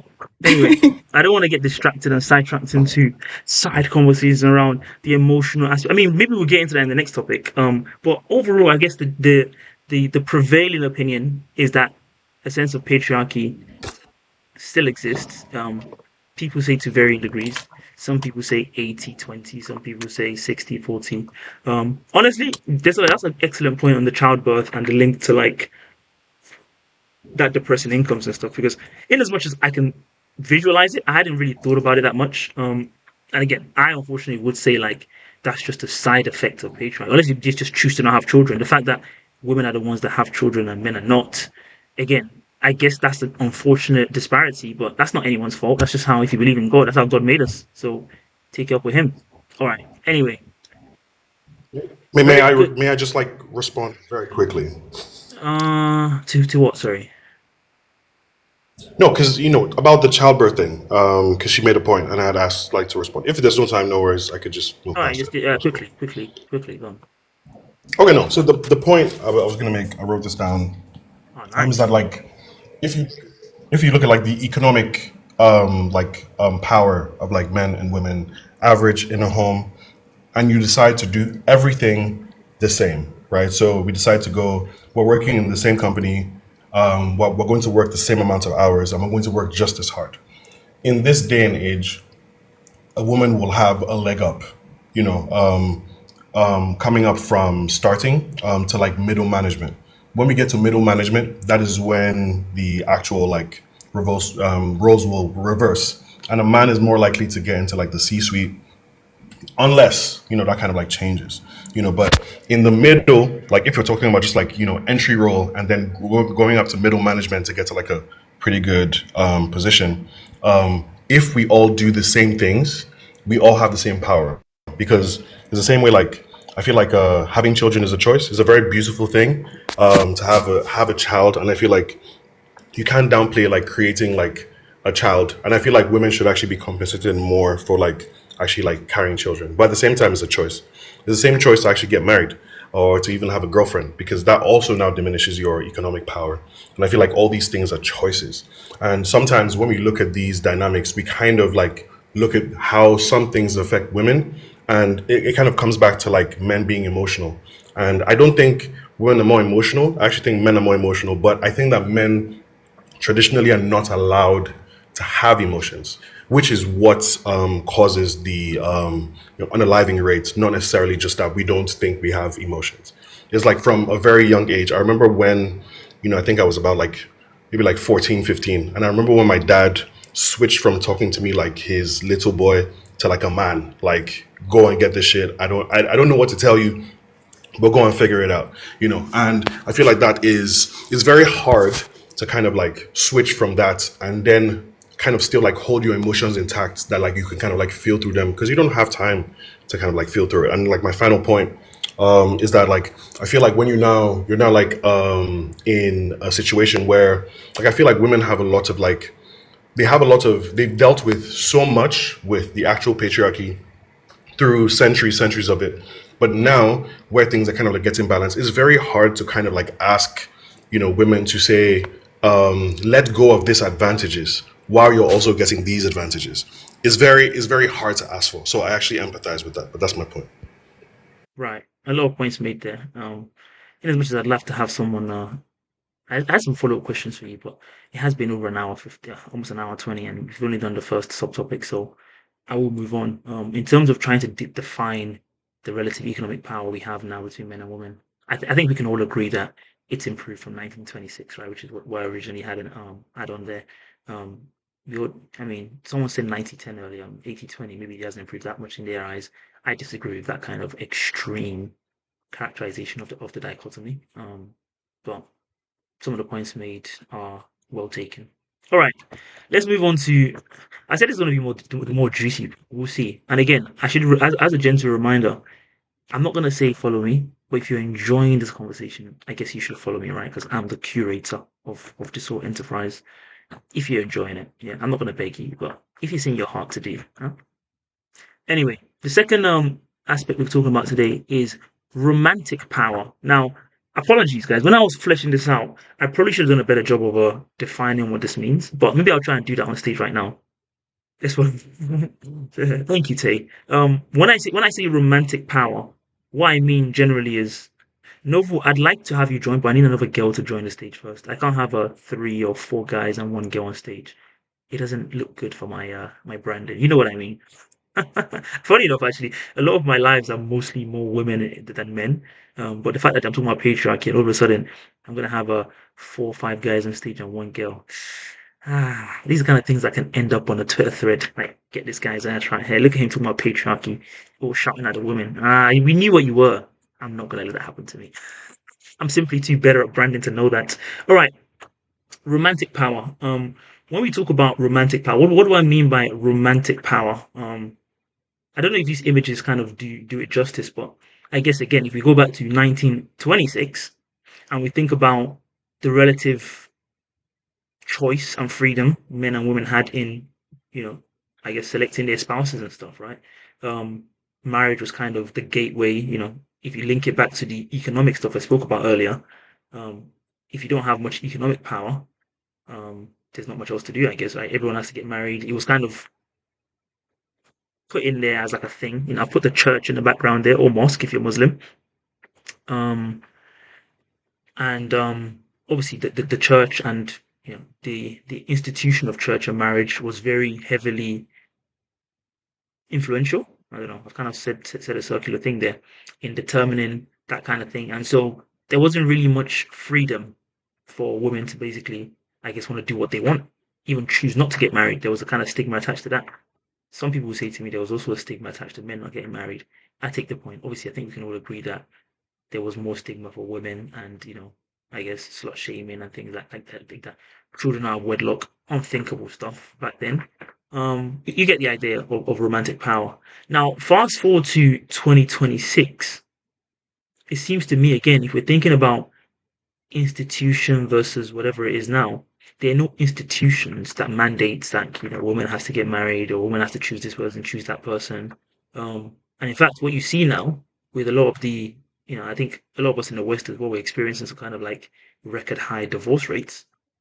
It shows to me that there is, again, my thesis on this is that the power imbalance in this is kind of flattened.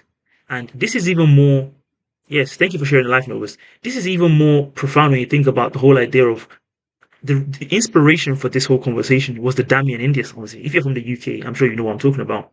Because a lot of the reason why a lot of the girls on TikTok, on Twitter, were mocking Damis because they were like, well, men created this system, so, how can I feel sorry for a man if he's victim to the same system?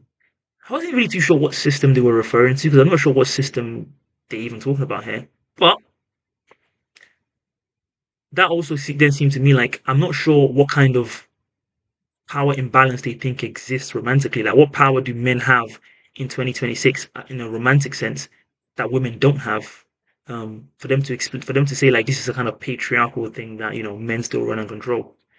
So to that end, hopefully I've done a relatively good job of breaking down what I'm trying to talk about here, which is what is the relative romantic power. The aim of the exercise is to eventually get to a situation where I can ask you a question around what is the relative romantic power between men and women in 2026. Now, again, if you go back to 1926 and women had no whatever, and they couldn't open bank accounts and that kind of stuff, and they had to get married, a stay-at-home mom, all that kind of stuff, I think we'd admit that their choice was very limited. So if we go again and say, like, back in the day, it was men had all the power and women had none. If we come back to now and women have a lot of choice, maybe a bit too much choice, if we look at stuff like Hinge and stuff like that. What would we say is the relative romantic power of men and women? Also, just if you think about the average woman, like, and our ability to attract men that are, much higher socially, financially as well, all that kind of stuff. The relative romantic power is something that's very fascinating. So let me start with you, Brandon. You're top of the screen and you've been waiting very patiently. Hopefully all the things that I've said kind of make sense. So give me your kind of take on what you think is the state of play as you see it in 2026 between men and women from a romantic perspective. I think it's very nuanced. Like honestly, it depends on the type of man you are, the type of woman you are. Mhm. And both genders tend to want different things. They have different dating strategies. Mm. So I'd say men can have short-term dating where they're just trying to, get something. Mhm. They can have long-term, whereas so with men, when they have a short-term dating strategy, they can lower their standards. Whereas with women, studies have shown that it's the converse. So women have high standards regardless. I say for an average man, it's probably harder to get what you want from a woman. Don't Um, get me started. but it depends on the type of man you are. It depends on the type of man you are, because if you become a very successful man, you're attractive, then you have your pick of women, and then it kind of flips where men have the upper hand. So if you're a woman and you only interact with men that you find attractive, then they would see that, okay, it's easier for men because all the men that I interact with, they're players, they have loads of girls. So I don't understand how men could, but the men that they're not seeing, the ones that can't get girls, Mm. the incels, like they just get ignored. Um, so yeah, So, that's so, my so, so, opinion on so it. so you're saying basically women have more power now because for a man to have the same kind of power a woman has, he has to have stuff like money and all that kind of other stuff. He has to have emotion. Is that what you're saying? Yeah, because from an evolutionary perspective, men tend to want a woman who's fertile, and that kind of connotes to being attractive, being looking young, whereas women tend to want resources. But now there's kind of like an equal playing field where women can, before the age of 30, women are out earning men, so they're doing better than men. So there's no incentive for them to get a man unless they want other things other than Wait, resources, or if the where man's does that very stat come from? successful. I'm not disagreeing with you. Where does that stat come from that women outdo men for the age of 30? I've never heard that before. I'm not saying it's wrong. I'd never heard it before.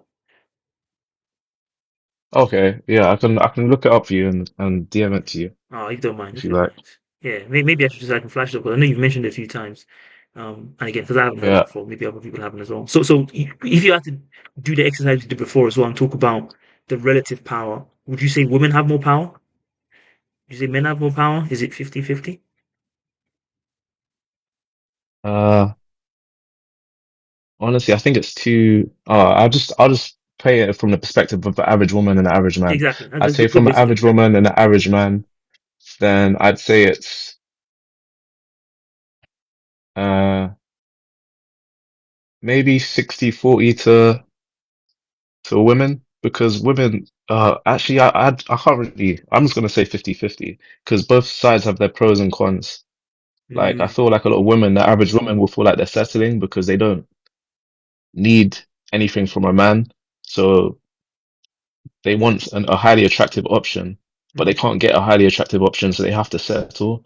Whereas a lot of men will be like, they'll put up with anything, but can they even get that? If you mm. get what I mean. So Okay, so you're if you saying look at dating 50. app statistics, Cool. yeah. Don't get me started on day now. It's not really looking good for us there. All right, let me get Tay in here. Tay, same question to you. What do you think about the relative romantic power between men and women? I'm kind of with Brandon. It's kind of hard to quantify, but I'll do my best. I will say, before the age of 21, we're all stupid. We don't know what we're doing. So I'll just calculate from the age of 21. From 21 to 31, women have it because they have more options, and the system of patriarchy is in their benefit. So you have more men wanting to take you out on dates, wanting to impress you, whether it be for their own ego or because they want to get married or because they're just dogs, whatever. I think by the time there's that weird space between 31 to 35, from 35 to about 50, I Mhm. would say men have it because now we have more income. I think we're a lot smarter and we have like the power of discernment finally. And then we can actually like kind of like see Frontal lobe see see turns on. through. Exactly. You know what I mean? A little bit late, but it's fine. It happened. And then I think like from like 45 to about 60, I think it's now kind of like an even game because what happens is like if you're like a guy and you're dating, and you're still like dating, just like casually, you look very weird. You look absolutely weird if you're like 46 and you're still, oh, I'm just trying to go on a date, still trying to find somebody. Yeah, I don't know. I think like it's more acceptable for women to kind of like find love, in that space. So I feel like it kind of like balances out. But I think like, yeah, it kind of just goes in waves. So ebbs and flows. Then like when we're younger, women have the power because all the men want them. Then we start getting older when people want to settle down. The men have all the power again. Is that what you're saying? Maybe not. Absolutely, because it's like so if you're like 20, 23, 24, and you're a young woman, If let me actually, just to make it safe, let's say 26, right? So you're 26, you're a young woman, you could date a 36-year-old, and he has more money. He might be dumb as a brick, but he has more money, and he's giving you more of those experiences that you want to experience in life, right?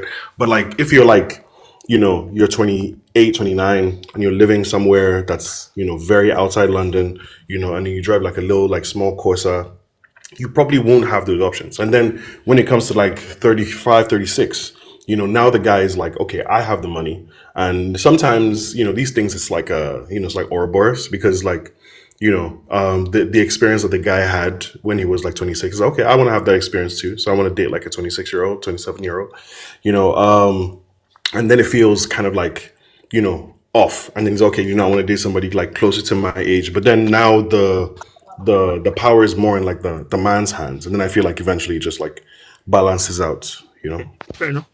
All right, interesting perspective. So someone requested a call Bubblegum, and I asked him a question. Bubblegum, are you a guy or a girl? I can only bring a girl up. I can't bring a guy up, unfortunately. Bubblegum is actually gone. Never mind. All right, interesting perspective. Now, let me introduce, before I get this learn here. I'm going to give you guys my take on this. I think what you're saying, Tay. When I get to add mine in, or like, You say what? do I get to add mine in too? No. Of course, of course, of course. I just wanted to like I feel like it's fair for me to just give. Actually, no. You can go first. I'll let you go first. Go on. Yeah, I was gonna I'm a piggyback gentleman on that what way. Tay was saying. Hmm. No, I was gonna just agree with what Tay was saying before I forget. Like, I think it's that it's not. I would say that in early dating, like, yeah, girls, especially when you're younger, and you've got loads of guys to pick from per se, and guys do try and pursue, and they pursue. And when I think Brandon was talking about settling, I think he did. I think it's that men settle more on, like, I guess, on the more like sex side or casual things. But when it comes down to very serious long-term commitment, men tend to be more selective when it comes down to who they settle with. So I feel like it's that long term, like when it comes to like the commitment stage, that's when men have more of the power. Like, it's like, as a girl, you can't force a guy to do certain things for you. Like, some men will reserve certain things for certain women, commitment, blah blah blah blah blah. But a lot of women are, very eager or very wanting to do certain things, especially the older you get, because we have a biological clock. So like from 35, you're on your last legs when it comes to your your ovaries, sorry, and wanting children and stuff. So there is a flip. I wouldn't say it was from the age of 21. I would say it's a bit probably, yeah, I guess post uni, but I think you start feeling it 25 plus, where that's when there's more power for men, because they can be more selective with who they want to settle down with, and women want to settle down amidst, their biological clock. So guys kind of have the upper hand there. Um, yeah. So I think it just, again, ebbs and flows. Women tend to settle when they get closer to that age where they kind of just, because they want to settle down and blah, blah, blah, they tend to settle for guys that may not be the greatest, but they want to be married. I'm seeing it already now, man. This is dark. Like, people really want to get married, bro. So, I mean, a positive side of this is that it seems like we're getting to this stage where people don't really be caring about age that much. Like, I'm 28, and I feel like in yesteryear before there'll be some kind of pressure to like, oh, by this time try and find someone. But nowadays, everyone's view seems to be open. Like, probably do it when you do it. Like, people are doing that kind of later in life and stuff. So I think maybe some of that pressure's worn are you off. talking about marriage or Well, children? yeah, Or what party are you talking I guess both of it, right? Wanting to settle down. about? Nathan, you flattered me, Sorry. sir. Nathan said you look a lot younger than 28. Well, thank you. Thank you very much, sir. Appreciate that. I haven't asked you guys a question on the relative um, quantification of the powers. We did that for the economic exam. I think it'd be good to do that for this as well and talk about what the relative powers are. I think Brandon made a great point around. Oh, Brandon's come off by accident. Brandon made a point around how the men you described that, like, oh, they tend to have a lot more power when it gets to like when to settle down and stuff. He mentioned that a lot of those people are on the margins. So those kind of men are still, again, a very small minority. like the men that have all those options. And if you just look at the average man and the average woman, it's not so clear like that. That power is not. And again, even if we talk about it in stages, right? I mean, I think Tay mentioned maybe until about 21. I completely disagree with that, Tay. I don't know where you get 21 from. Up until ages like mine, women have all the power. Because in as much as maybe people are not that serious about settling down in like their mid 20s, there are some people that still want to settle down and be in relationships and stuff. Uh, what you find in all the dating arenas, the social medias, the real life, all that kind of stuff, is that because to me men are in the chasing position. I said to them speak up because we're in the chasing position. Women are just a wash of choice. Like even if as a guy right now, would you rather be in a position where the girls are coming to you and then you're trying to pick which one you want to settle down, be serious with, or be in a position where which is like you're going out there kind of scattergun approach of anyone you kind of roughly see that you're interested in, you have to just make a move because you might be, but you don't know. I think it's kind of obvious who has more power in that situation. So I think this is one of the key arenas where women have clearly surpassed us, in my view. Like they do enjoy a lot more power than we do. Um, if you put it down to people that want to, get serious and stay romantically, whatever. If you just don't want to do that stuff, even if you don't just want to do that stuff, and we just keep it to strictly casual stuff, I think it's inarguable that women have they hold all the cards here. Like men, kind of for the most part, even the guys that have motion, they still kind of just take what they get, what they're given. Like because again, the woman that you want to go for to have motion, like if a woman has comparative motion to you, the kind of men she has at her disposal. There's also that age thing as well, right? Which like if you meet a girl that's like you said 28, yeah, she might, it's not out of the realm of possibility that she's dating someone that's 30, 31, 32, 34, 36. If you look at career wise, the kind of money they have compared to you just because of your ages or whatever, or because they're just more successful than you or whatever, is night and day. So those are your competition.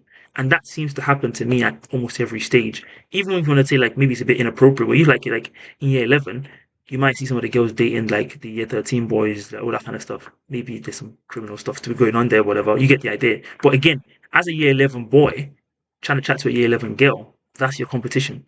The guys that are doing much better than you, that are doing, blah, blah, blah. If you date a girl that's like, I remember when I was 26, my ex was 21, just came out of uni. 21-year-old guys just come out of uni. At that time, I was already working a job. I was driving. I had my own place.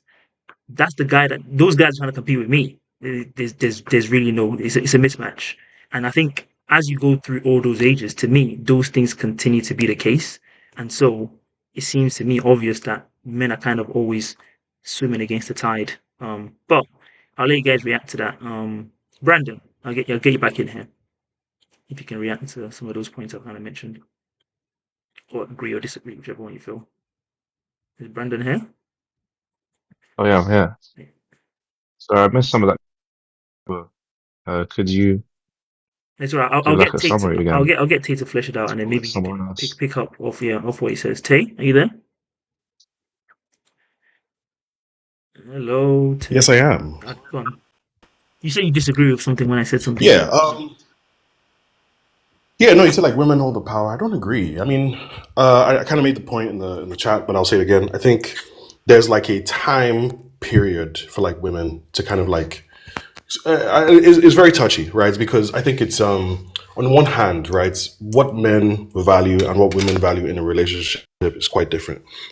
But then in the world that we live in, we actually like we reward people who can come off like masculine and can kind of like set the tone and standardize the tone, right? But men, we're a bit too simple sometimes, and we need the relationship kind of creates that kind of like excitement. Someone said to me, we are the drum beat and women are like the guitar, and we balance each other out, right? So I was saying that like as a man, if you're like 24, like that whole like a girl breaks your heart, you say, okay, never again. Yeah. You go to the gym, you work hard, you go make some money. If you make a lot of money, you will get women. Like the quality of women, I can't justify that for you, and that is also like, objective or it's subjective. But like you will make a lot of money, you will get it. I feel like as women, your beauty stands for a lot of things. And when you get into your 30s, your if you have been working hard and actually like participating in the patriarchy and making your own money, what now happens is that like your options actually shrink extremely, and when you get to like 35, 36, the idea of like having kids and all these things also now kind of like shrinks your opportunities even So more. I think why do another your thing, options shrink if you're 35 no, like from a woman?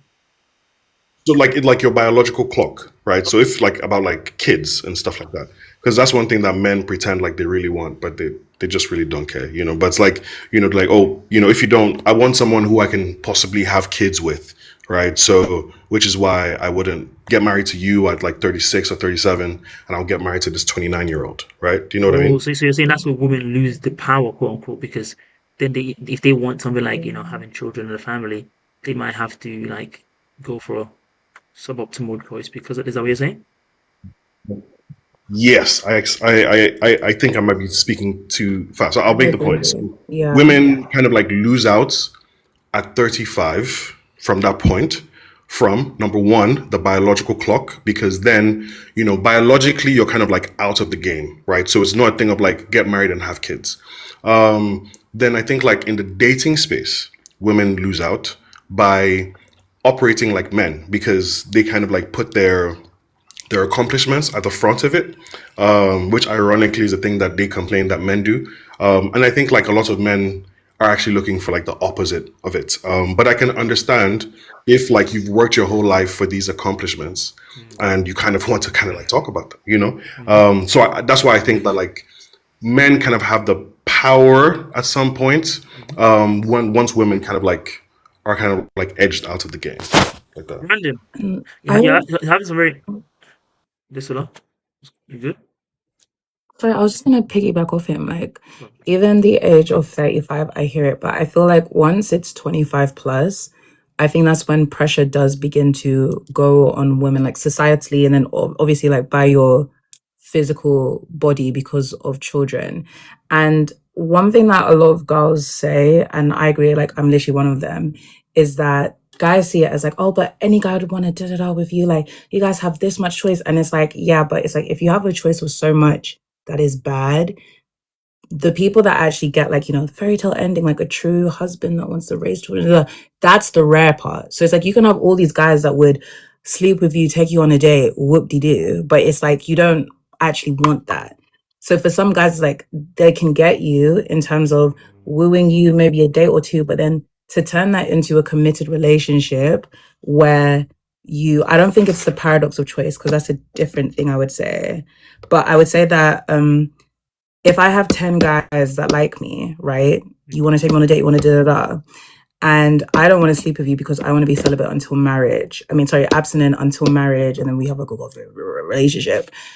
Your pool suddenly changes. Do you get what I mean? Like it's a completely different landscape. So I think guys complain about when you talk about the whole selection thing, I feel like you talk about that more on a casual basis. But when it comes to, okay, you find the girl and then you let down you lay down your life and you marry, you settle down, you're no longer whatever. It's a whole different situation. Because some girls get the guy, but then they can't keep him long term to commit and to do this and to do that. Because it's a whole different thing you're asking for.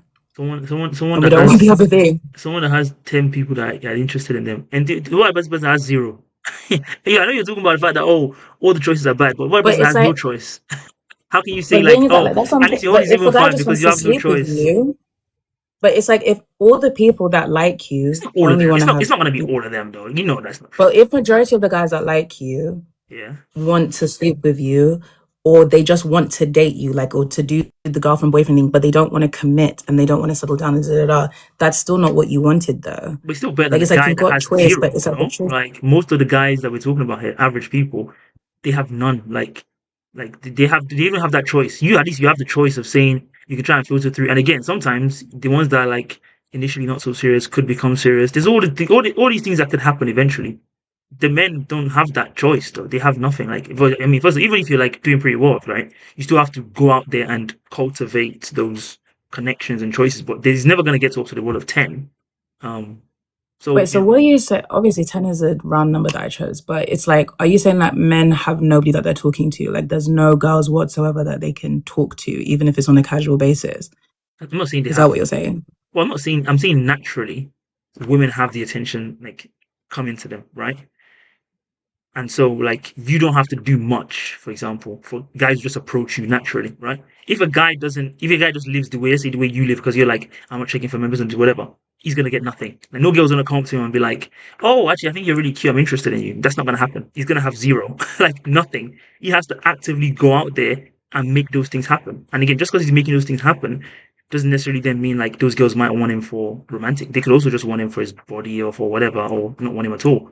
But those two people, you're still in a better position because at least you still have the choice, even just naturally from not basically doing anything, and you still get that choice still comes to you to decide. You'd rather be in the position you're in than to be in the position of the guy where But nothing is coming. No, I thought that your point was about romantic power, where it's that in terms of like the person that kind of controls the dynamic or like, the success rates or blah, blah, blah.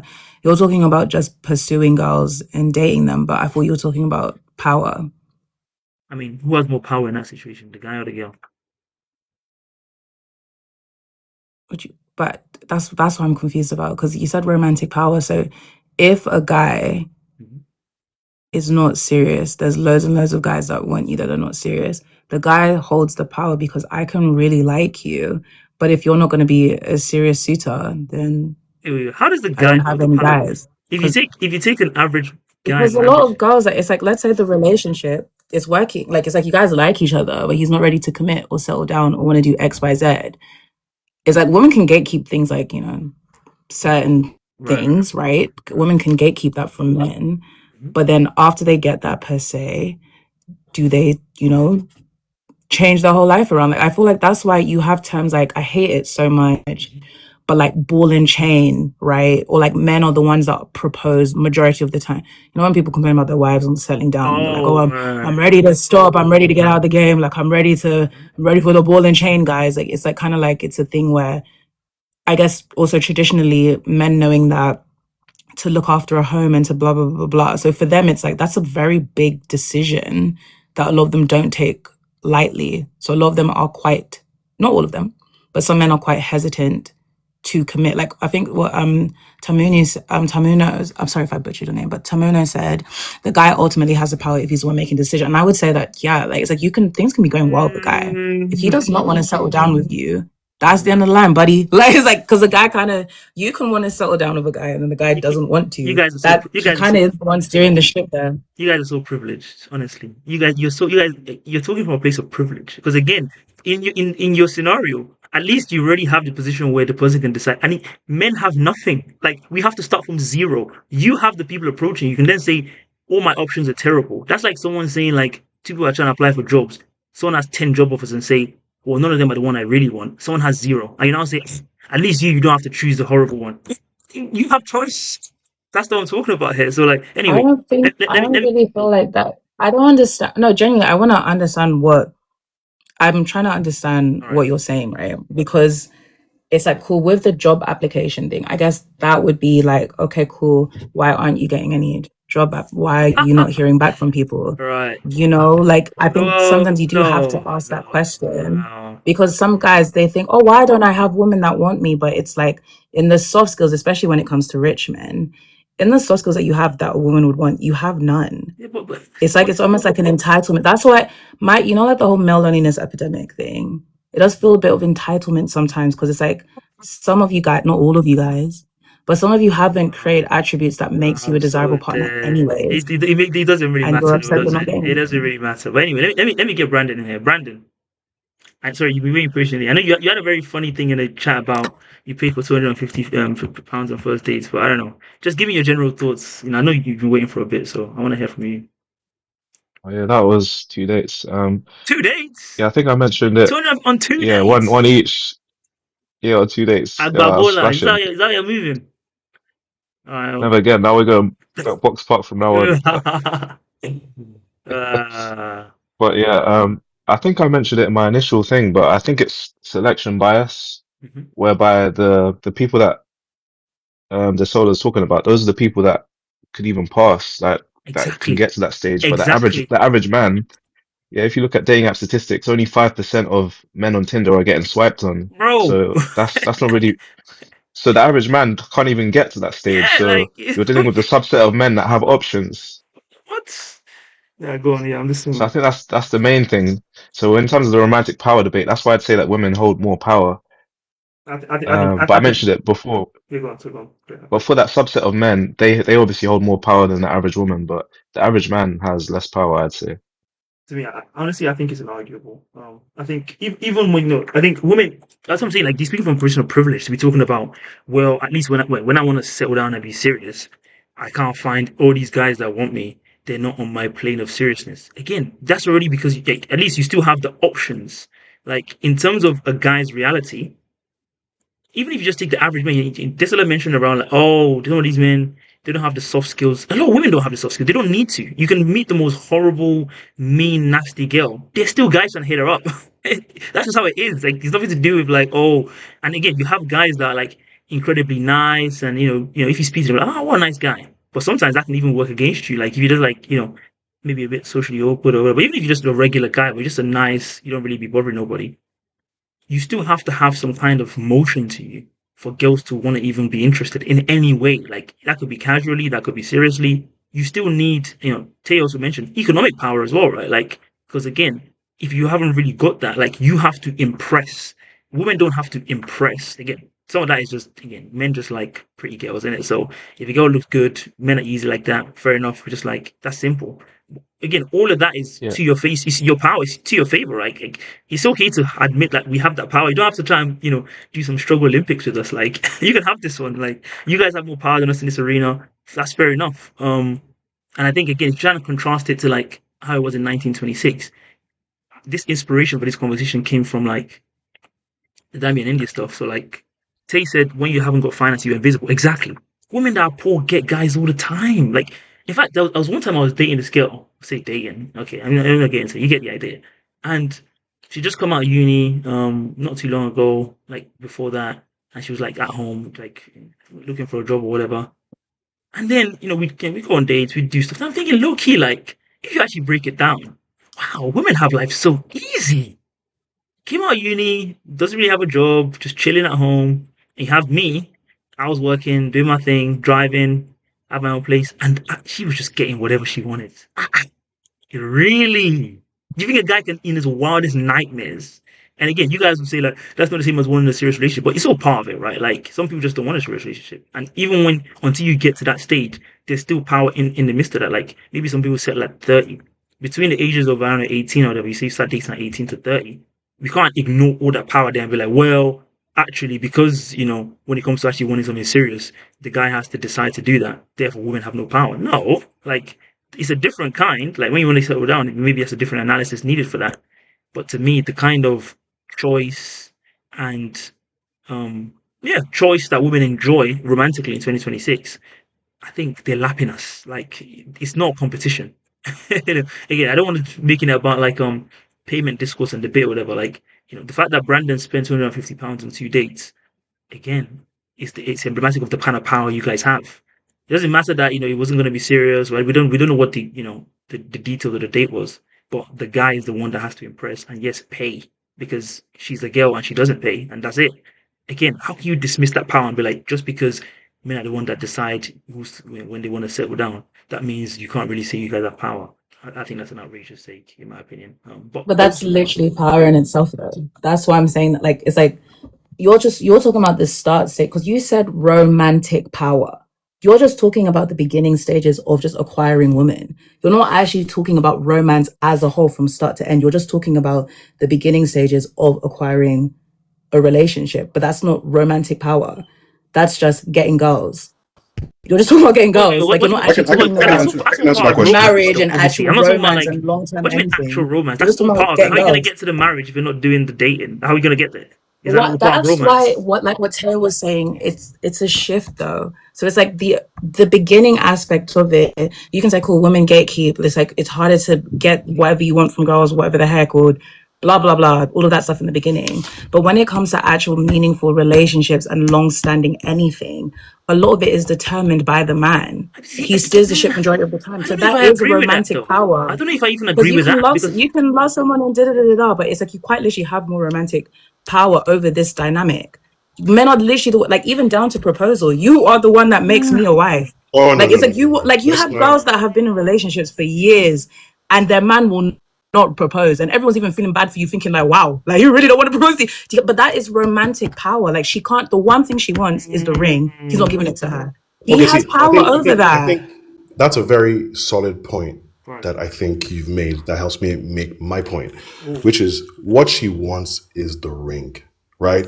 So I feel like if you actually if you actually know somebody, right? And I've been in these. By the way, I'm married, right? So I'm speaking from a place of like, experience, right? So, not to say that came off very weird, by the way. Sorry, but like the point I'm making is like a lot of people kind of get into a relationship and they want something out of the relationship that does not have to be with the person.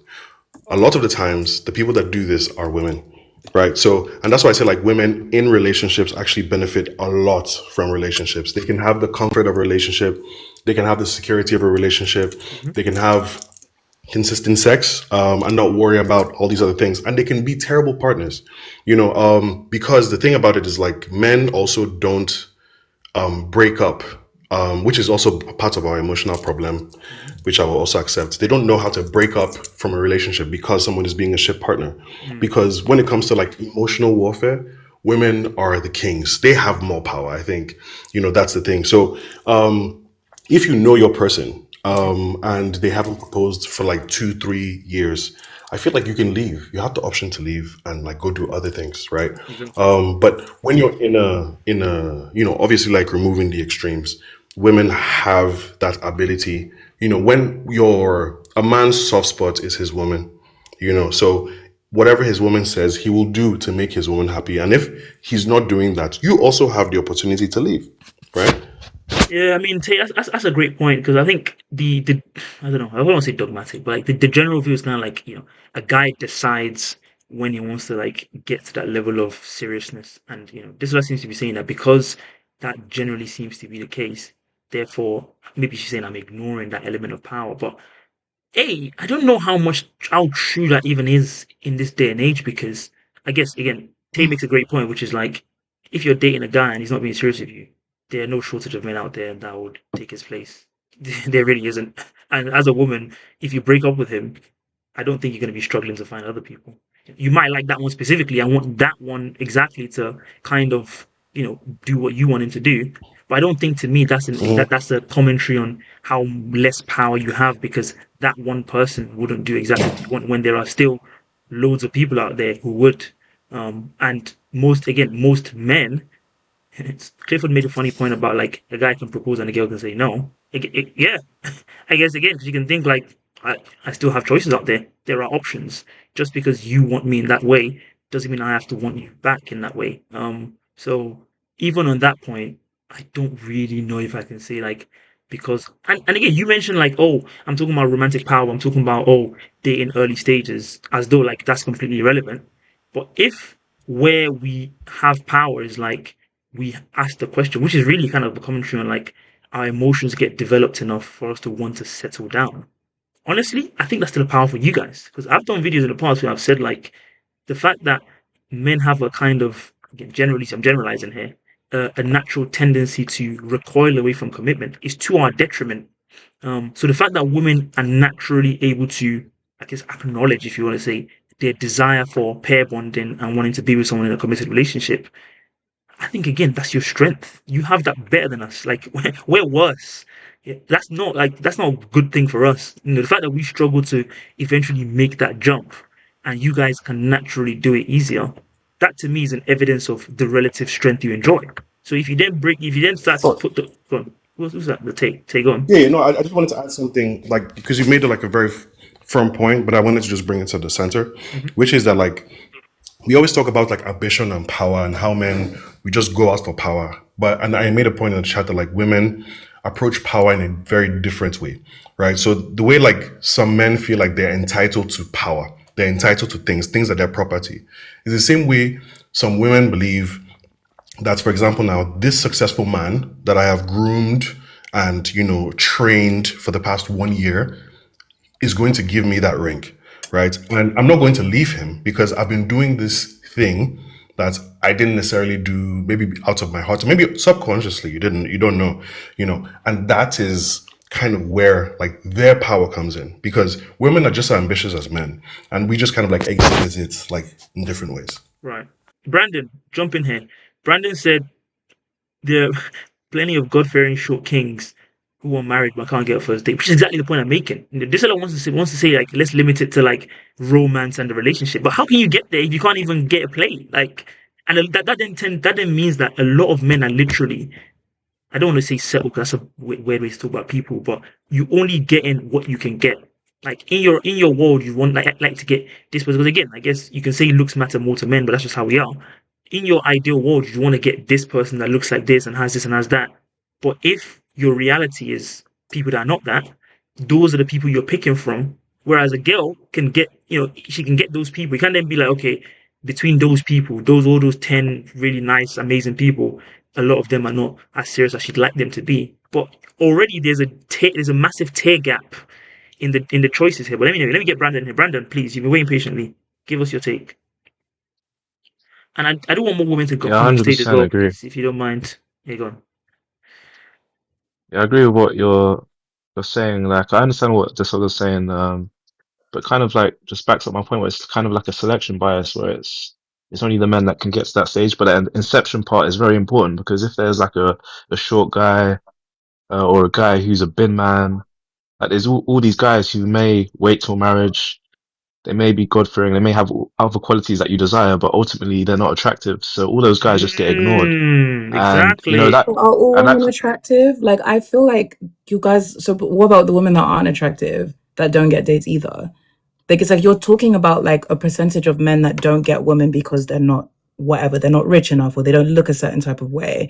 But then you're only gearing that towards a certain type of woman anyways, because even like the term saying to settle with a certain type of woman, you guys are not considering that those women are people in themselves. So those women probably feel the exact same way as you. What I mean is like you're not considering that like those women feel the exact same way. So maybe they can't get a guy that wants to commit to them, or they can't get X, Y, and Z. So they're in the same position as you. So it's not that it's a gender thing where it's that, oh, because I don't have X, Y, Z, I can't get girls. There are loads of girls that are the ones that apparently are settled for, that are dealing with that dynamic themselves. But because they don't uphold to society's standards of beauty, you don't even want them yourselves.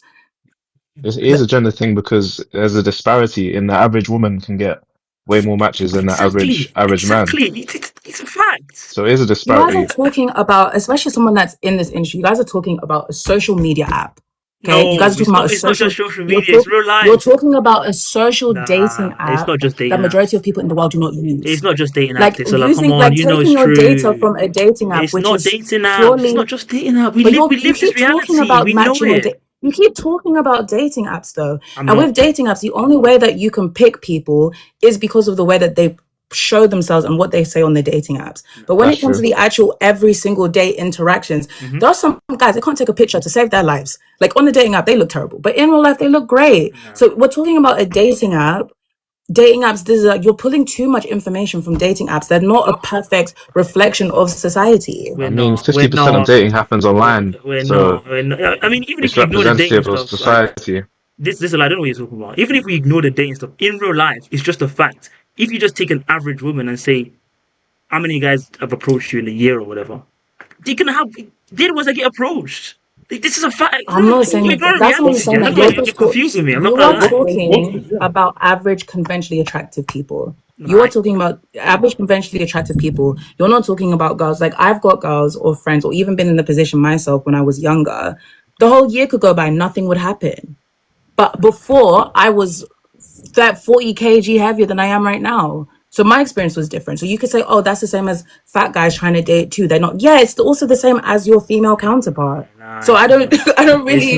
It's not. Come on. I feel like there's no argument to be made about. If you just take the most generic, people, because again, just the fact that men are the ones in the approaching position, that already puts you on the back foot. Like, if you take just I don't know how you standardize it, an average person, guy and a girl, the girl is gonna have more romantic choice. This is like, I don't know what you're arguing. I'm genuinely confused. This is a compliment to you guys. I'm Yeah, not it's I saying think that's that you look confusing. at happening. it It's more. I think that true. it's just that the way that you make it sound is you come from a very victim mindset, as though women are just prancing around and being like, "Oh yeah, we can do whatever we want," and you guys are just there sad in the background. Like it's not that. It's not And That's victimhood. especially It's it's not because you reality. victim, guys it's are reality. talking Exactly, it's about not it. victim, it's Like for reality. example, no, like for example, what did Brandon say? He said the short guy. You are talking about attributes that when it comes to attractiveness. So with women that might be 6'2", they may find dating difficult, just like a guy that's Yeah, five that's foot true. one. Like it's like you're comparing things No, because they're bad things, not bad things, but you're nah. comparing things that struggle to be desirable, and then you're saying, "Oh, it was all the women," and we try. But it's like you're talking. You said short person. You said somebody that doesn't have money. If it was the other way around, it's very It's very what? similar. No, it's not Like it's similar. like No, it's not similar. A girl that has that money, It's not. she I'm has It's saying not as similar. similar. If you guys are talking about a short guy, right. and then if a girl is tall, or if a girl is morbidly obese, she may find it difficult to date too. And you're saying, "Oh, there's just us guys. Are all guys short?" There is a Even in average, disparity. Like, please, like, even in average people, see, I don't understand why women are so reticent to just. It's okay to have power. It's fine. It's fine to have power, I right? th- Like I no, th- I'm saying it's that it's just that you okay. make it sound as if this is, especially like with you guys that complain about it, you make it sound as if it's an We're not issue complaining. that We're just women have talking about it. done. We're not Like complaining. We're you're just saying that's the complaining no, about, reality. you're complaining about it's it as if like it's just this shallowness of the world that you guys are victims to, can and I da bring da Not da up da. a victim, not stat? When it's a victim. nuanced It's just topic. reality. It's just reality. No one's upset about it. Like it's fine. It's the world we live in. But I don't think we're sorry, go on, Brandon. Let me not cut you off. Sorry, go on. Go on. Yeah, so 15% of men are 6 foot or above. 15%. So that's just an example. Like, so some women wouldn't even date a guy who's below 6 foot. So that's kind of showing how it's a subset of men that See, are Brandon. Can seen I can I as can I take I attractive. wouldn't even wait 1 second. Sorry, guys. Brandon, I wouldn't even, like I said earlier with the example. I think this, like keep saying, for example, we talked about the 5'1" guy, girl that's 6'2". I don't even think we need to get that dramatic. Just take average, Yeah. But regular, that's the degular example you keep people. using. He literally just mentioned the Okay, guy okay, sorry, being okay, under six okay. foot. Now we can ignore that. Okay, Like, take it from me. I'm saying the new parameters. We can ignore that. I'm asserting as a fact, yeah, that if we take the average guy and average girl, whatever that is, the average girl has more romantic choice than the average guy. Yeah. That's, to me, that's a fact. Like, and again, it seems to me like, from what I'm hearing from you, there's this kind of like pushback of like, yeah, but this is good for you guys. This is good. Like, I'm not complaining about that. I don't think that's like a negative whatever. It's reality. Again, just putting aside the fact that because men like the one, if the average guy is just literally living a regular life, he doesn't approach any girls, that's gonna be his reality. He's gonna have no female action whatsoever. The girl can do exactly the same things, and guys will still approach her. Whether that's because they want to have sex with her, maybe some of them want to be in a relationship with her, you're gonna have the whole range. Of course, needless to say, the vast majority might just be casual. I don't know what the situation is. But the fact that she's gonna have more attention from men than he's gonna have from women. He's gonna have zero if he doesn't put any effort in. He's gonna have zero. I don't really know what the argument, how anyone can argue with that. Like, what's the pushback to that? How is that not true? What am I missing here? Like, I'm confused. Sorry. I want you to respond to that because it seems like maybe you thought we were arguing about something else or putting a different parameter about height or what. I'm saying the average people. Like, do you still disagree with that analysis? I'm saying that like because your overarching comment is romantic power, Okay. and you are only fixated on the original aspect of having access to relationship, like just access slash choice. No, sorry, choice, right? And you're saying that if it wasn't for that choice, then all of the other things that I'm talking about don't exist. So you're saying that the starting point, because guys don't have the same playing field as women in the starting point, everything else basically is redundant because of the acquiring aspect of it. Right. What I'm saying is that you've talked about romantic power, but you're only actually keeping it to the dating, like the little, like the boy meets girl situation, and you're keeping it there. Men have more romantic power with everything else that comes after that, but you're saying that some guys don't even get the chance to get that. Like what? Sorry. Again, like I said, like with the proposal, settling down, marriages, commitment, all of that type of stuff. If you guys go on dates, if you guys do X, Y, Z, like a guy has a lot of control in terms of the relationship dynamic. They steer the ship. The man is the head of the home, blah, blah, blah, blah, blah. So what I'm saying is that you are focused on the first beginning part, but when it comes to the actual huge aspect of romance, where traditionally, leading to marriage, a man controls it down to a proposal. That's like a girl can propose and everybody be like, no, why did you do that? Like, it's just, wouldn't you then say, in that, if you take just one specific situation, in that situation where the guy has the power to propose or to initiate the relationship and he doesn't, the woman just has power to just choose someone else. So the power she has at the start hasn't changed. I think the issue also is the word power. Okay. Like, it's this thing where it's like it's a control, because power is synonymous with control, right? So it's like, with this whole thing of women have the power to X, the power to Y. Back to my original point, you can have so many options, but they will not settle down with you and marry you. That's why a lot of women don't leave. When women are in bad situations, and everyone's like, just leave. Why didn't she leave? She's so dumb. Why don't she just leave? Because look at the material. A lot of people don't want to go back to the dating pool because it's quite hard to, like, it's not the funnest pool to be in. So the phrase is like, oh, the dating pool has piss in it, blah, blah, blah. A lot of people don't want to leave their relationships. Wait, so you're saying the men are the piss? Is that what you're saying? What? No, I'm saying that for everyone. I'm saying that, like, when people say the dating pool has piss in it, so it's not like a power thing. Nah, it's usually women that be saying that, though, isn't it? Coming out. Anyway, I'm just teasing you. All right. Can we please get another go? I think Tay, top, please. Like, wait. Yeah, I wanted to actually just make like just to push the conversation forward a bit. Hello, Jojo. If you don't. Please. Yeah. So like, thank you. No, I was gonna say, like, I think this part, I think it's, there's contention, can be argued both ways, but I think what is more important is to argue about the expectation in relationship. And I think what is happening is, I feel like women are extremely, nowadays, especially with social media, have become extremely mimetic, meaning like they kind of like mirror each other, and they kind of want to kind of like get what other people get, which is why, like, when it comes to marketing, women are like the biggest targets audience because they're easily like influenced by marketing. It's not a good thing or a bad thing. It's just a thing, So like an example is like the Stanley Cup, and then like how like the Stanley Cup became what the Stanley Cup is now, just based on the fact that like women use it to go to the gym. Yeah. And then bringing that back to like dating, I think what happens is not necessarily just that, okay, this man doesn't get girls. If he's okay, fine. She's going to the gym. He's going to the gym. She has a good job. He has a good job. Now they're both on a date. What you have is that like a woman has this perception, and I'm talking like very, very broadly, of like a type of man that she wants, but it's not spoken like outwardly. And that expectation kind of like leads into the relationship sometimes, not just like dating, but into the relationship, and sometimes that also now affects the relationship between, the two parties. So I feel like we're kind of like, men and women are kind of like being part of this psyop, where like you're kind of like made to think you want something, but you don't really want it, because like if you've been dating somebody for about 1 year, right? And you're still kind of like talking to your friends and complaining about him, you kind of have to leave, because you're not just like, making yourself sad. You're also kind of like training your brain to think that this is kind of like what you deserve, right? Interesting. Very, very interesting point. I think Brandon said, let's just agree that men struggle with inception, women struggle with commitment on average. Yeah, I think that's a fair place to leave it. I guess we all have, I sound very passionate on this one.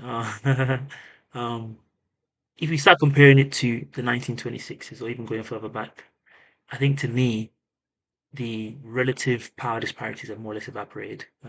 I still think women have more power than us. They say, I guess, when it comes to trying to settle down and blah, blah, men hold the cards in that regard. And so 1926 is because it's 100 years ago. I'm trying to do like a flashback of I'm coming back. So that's why it's not a random time. It is random. It's just 100 years ago. But honestly, I think Desala's position is not to me uncommon of a lot of women, and in the whole damn stuff, India stuff. I saw that as well, which is going to actually get onto our next conversation, which is like the fact that there are many instances in which women enjoy a lot more power. They don't even want to admit that. Like, at least this is what I said now. Okay, maybe in the commitment area is different, but they would even still just reject the idea that, oh yeah, we just have more power in this situation now, and that's okay. When you think about patriarchy as an overarching thing in 2026, we do have to account for the fact that, yeah, there are some. We talked about the economic one earlier, and there was an excellent point Nicola made around, like childbirth and how that limits or puts a cap on, your kind of economic potential. Completely agree with that. Um, I think this is just one of those areas in which everything is just the game has changed. And I even put that down to like stuff I mentioned earlier in passing, which is like at every age you think of, a woman can always get higher. Like if you just think of like I said, like 18-year-old guy and 18-year-old girl, the girl can just go for the 21-year-old guy. Now again, you guys will say, "Oh, it's not a concept of a committed relationship." We're looking at all of it in conjunction. So at every point in time, what the hell? As a guy, you're always competing with people, other men that just have more than you. You're 18, you're trying to compete with a 21-year-old. I'm 20, you're 28 now, trying to compete with a 32, 33-year-old. That's always going to happen. And the fact that women have even the choice, because if you want to say, like, you want to put something more serious, a lot of women will tell you that the reason why, yeah, you're right. We could always go younger. So maybe the person that's always struggling is the person that's trying to go for who exactly they were, which is funny because girls always say, why are you guys going for girls that are younger than you? Date women your own age. Why can't you get girls your own age? It's because all the girls our own age are dating guys that are older than us. So we're all doing it to each other. I mean, the statistics just don't prove that. You said what? No. The statistics don't prove that though. People date within their age range. No, I was just speaking facetiously. I don't mean like as a pandemic or anything like that. It's more of a joke. But like all those things are kind of happening, and I guess some people have power, some people don't. Um, I think it's to your credit that you have more power than us. I think you should enjoy it. But maybe I can't understand the concept of. I mean, even in that situation, there are guys that like want to commit with someone, and the girl's just like, nah, I'm not doing it as well. So it's not like we enjoy a total power, domination in that front as well. Even in the place where you'd say we enjoy the most power, again, there are loads of girls that are like, oh yeah, I wouldn't want to be with you seriously because, as Tay said, they probably have an idea of the kind of men they'd like to be with. And, when they look at themselves, they're like, yeah, I mean, he's doing just as well as me, but really and truly, I should be with someone that's doing a bit better. Sometimes that leans a bit older, but I guess people also date really ironic, like you mentioned. Stats show a minor age gap of around 3 years. Seems about right. Anyway, let's move on to. I hate stats. All right, guys. Let's move on to the final one then. This one is even more convoluted than romantic or economic, but maybe it's a combination of all three things. I've called it social power here. Again, if you're a girl and you're sitting in the audience quietly, please do join us. This I know it's getting it's lonely at the top, isn't it? LOL. I'm actually working. This is like great for me because I'm working on a client project right now. So this is good noise filler. I mean, white noise. Don't be rude, boss lady. No, not the rude one. You know when you put like TV on in the background. I know what you mean. I'm just teasing. So social power. How do I define? You guys are gonna have to bear with me while I go on my long diatribe on the definition of what Tay. Oh, really appreciate it, man. Thank you for joining us.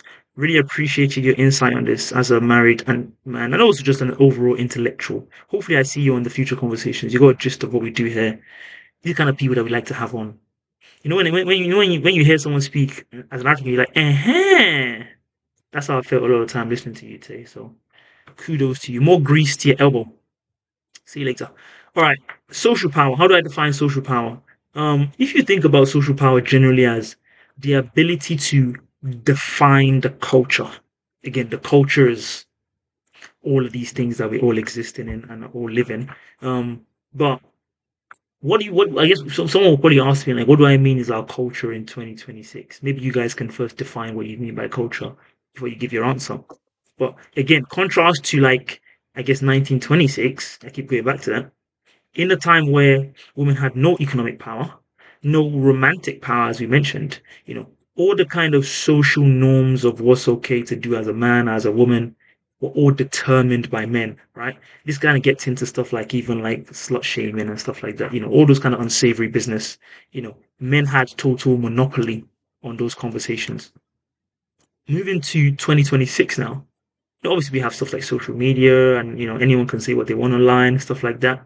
Um, you have, to me, a situation where you have a huge number of men or women, they start to obviously naturally exert more of their influence and opinions in that. So I think Black Twitter is a good example for this. I always say Black Twitter is run by women, Black women, obviously. And I say that to say, like, it makes sense in my head, and I feel like most people would agree with me.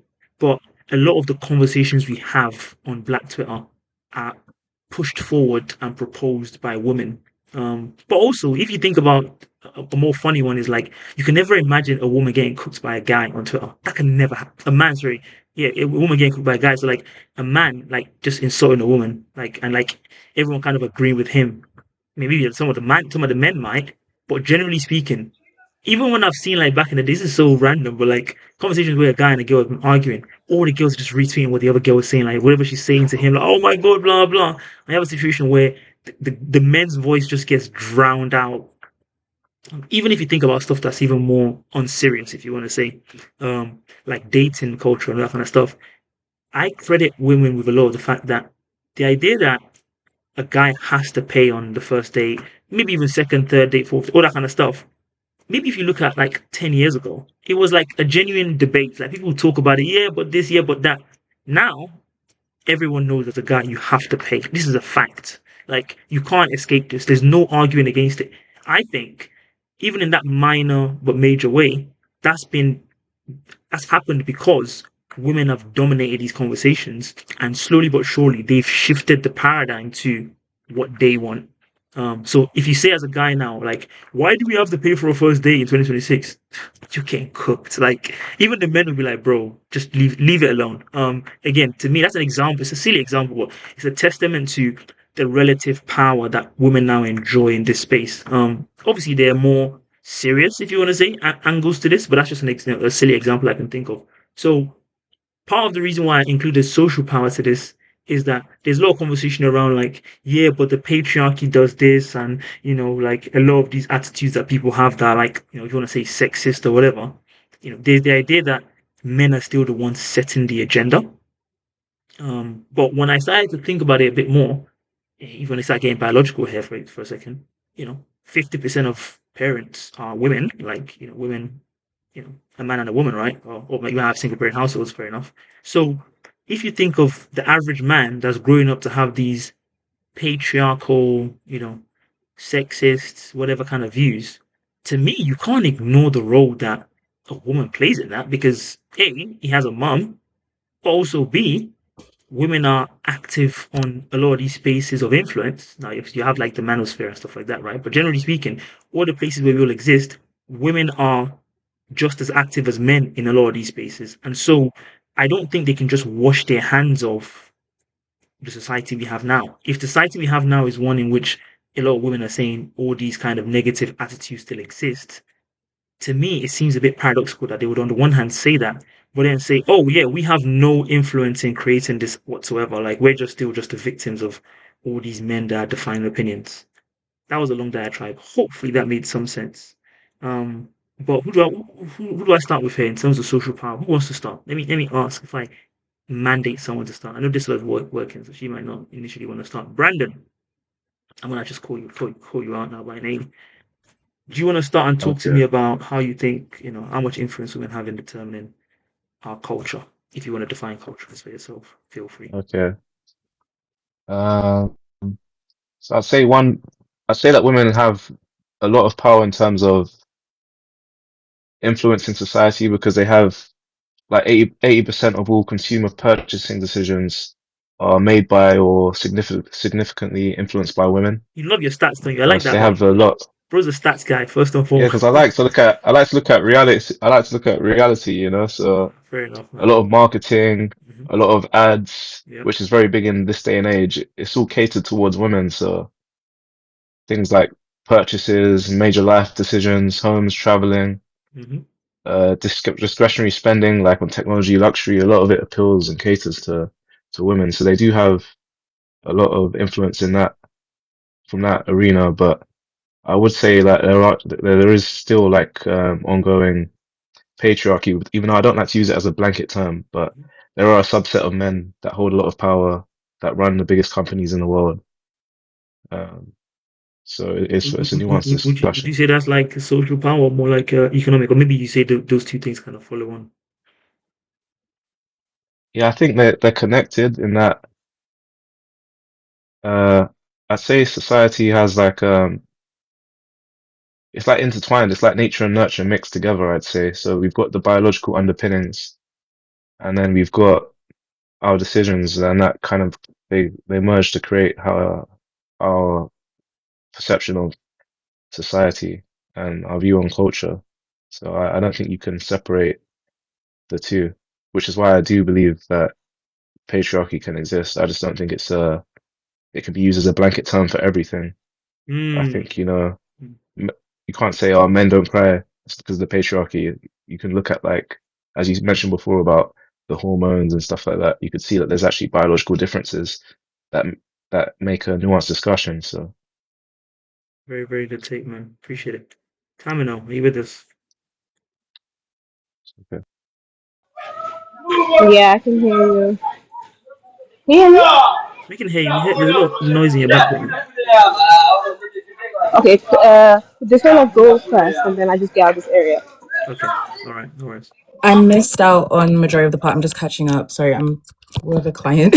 I'm just doing both at the same time. You go. I'll catch up. Awesome.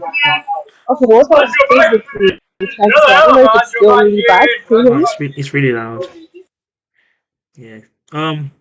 Okay. Maybe for now, Brandon and I can just rap a little bit while you guys get situated. Oh Anyone? gosh, sorry. So are you just saying about like you I remember that you talking about Twitter, that women, I think, support women or something on Twitter. Yeah. Yeah. I mean, I was talking more generally about how much power women and men have in determining, I guess, our culture nowadays. Like how much influence, if you want to say. Um. And my Don't you my think that we just all have equal amounts? Or are you trying to say that we don't have equal amounts? I'm not trying to say anything. I'm just putting conversation out there. Oh, I just want people to be talking and telling me oh, what they okay. think. I mean, I'm joking. I'm joking. Oh, I do have my A1 theories on these things, but I love to be challenged on it, of course. So you say equal amounts. That's interesting because I was expecting you to say like men have more. I'm not gonna lie. The reason why I'm doing this is I because again, the prevailing opinion is kind of like men dominate these things. But go on. I also just think it's probably like I always say, like, social media is an echo chamber. Like whatever you throw out, you're gonna get back. That's why, like, for example, my grandma, she just comes to the UK, right? She's Nigerian, from Nigeria. And her YouTube feed is filled with a lot of fear mongering stuff. So she's like so afraid of London. Like she thinks it's the most evil, dangerous, scariest place in the world, right? Right. Some people would agree. Like a lot of people say, Sadiq's coming to London. Oh my god. Ah. But it really, the echo chamber will only give you back what it thinks you want to see. That's just the way the algorithm works. Mm. I'm from London. I don't think London, statistically, I think they recently came out with this study that we have had the least amount of crime in a very long time. Like Incredibly safe London's getting place. better. Yeah. It's normally when you're outside of London, you think that this is a hellscape, but it's actually London's calm. So it's really what you ingest. I think that's just the like irony of social media. I felt that for the first time though. You know when the elections happened, but I think it was 2019, like Boris Johnson or whatever. Jeremy Corbyn part two. Yeah. Everybody on my time, I would have thought Labour won by a landslide. Yeah. But it was the complete opposite way around. But it's because that's the media that you see. So you think everybody thinks that way, but that's actually not the case at all. So that's why I feel like it probably is somewhat even, but it's hard to tell because you don't really see things that are like not That challenge relevant to what you you. think. And Yeah. So they'll only peddle what it thinks you want to see or what's yeah. related to people similar to you. So it's a hard one. Like So it's a hard one. Like yeah. yeah. The hook I had to this, which I want to get your take on, is that the reason why I included social power is to say like if men and women have equal influence nowadays, how responsible would you then say women are for the persistence of these kind of patriarchal kind of attitudes that people say still exist?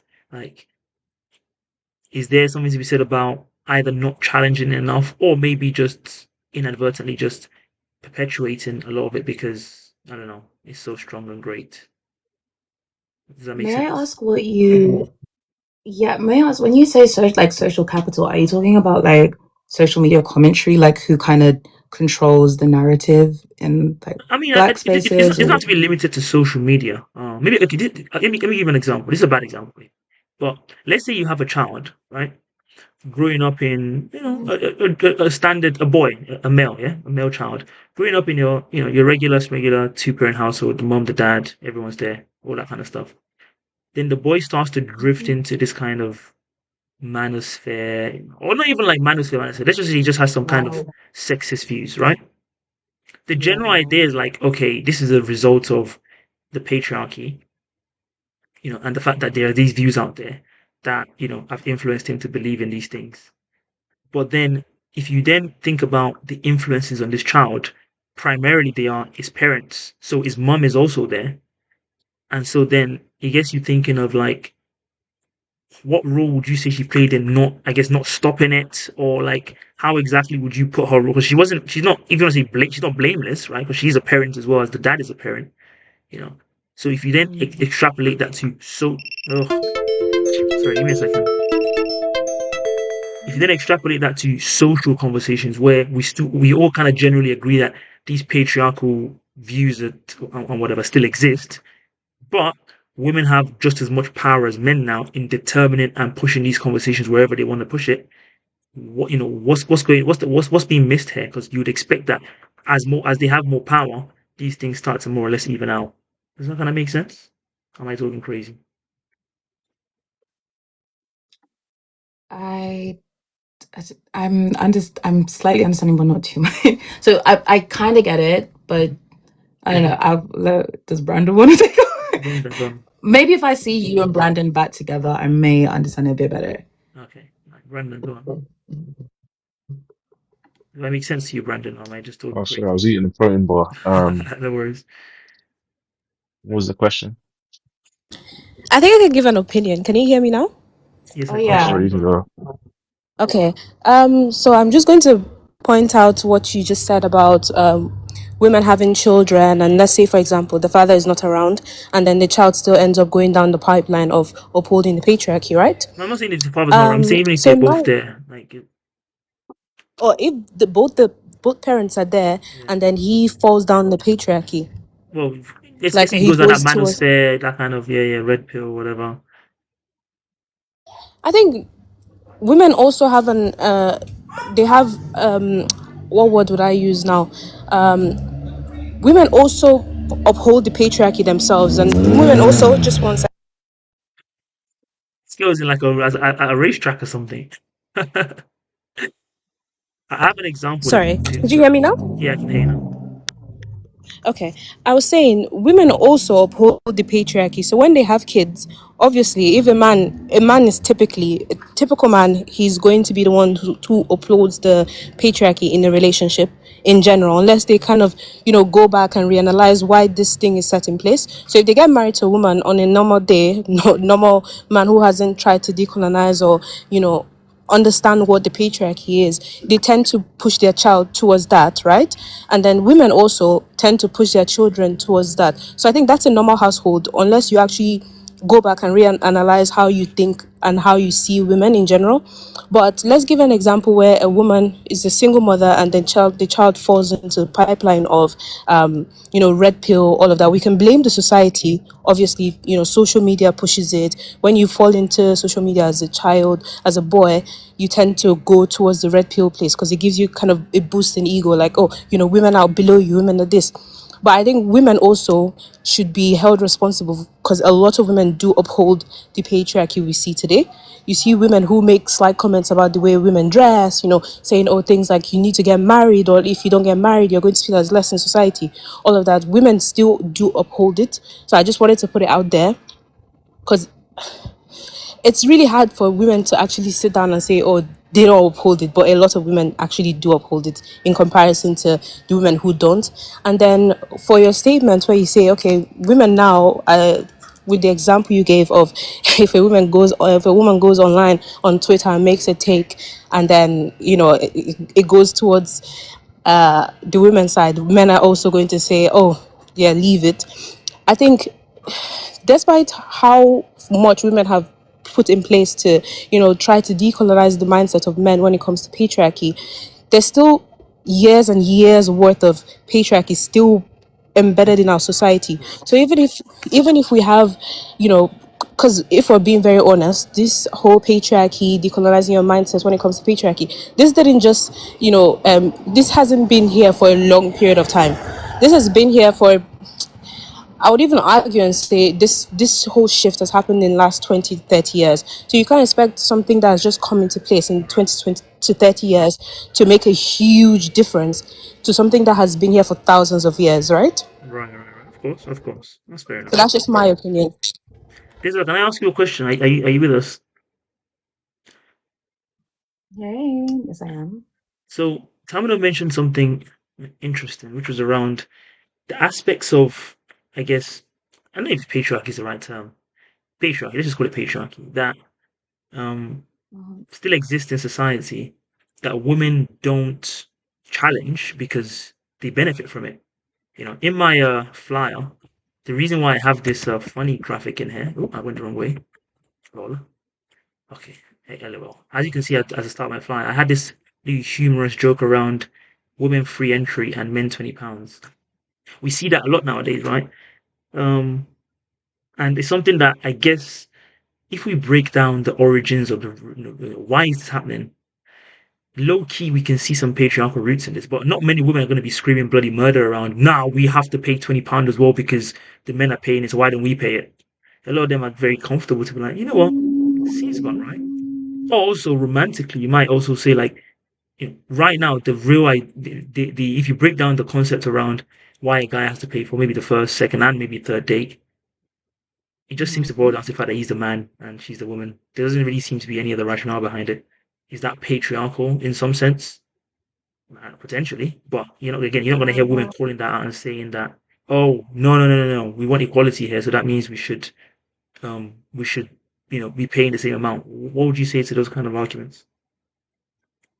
I would say, do you think that this is a patriarchy thing, or do you think this is capitalism taking advantage of the social landscape? Because for women, especially from a gospel, we've all talked about this a billion times over, the woman free entry and the men £20 thing is 100% is just men's cap, because it's normally men running the clubs anyways. It's just capitalism, because they know that men want women, guys come to the club thinking that they can get lucky or blah blah blah blah.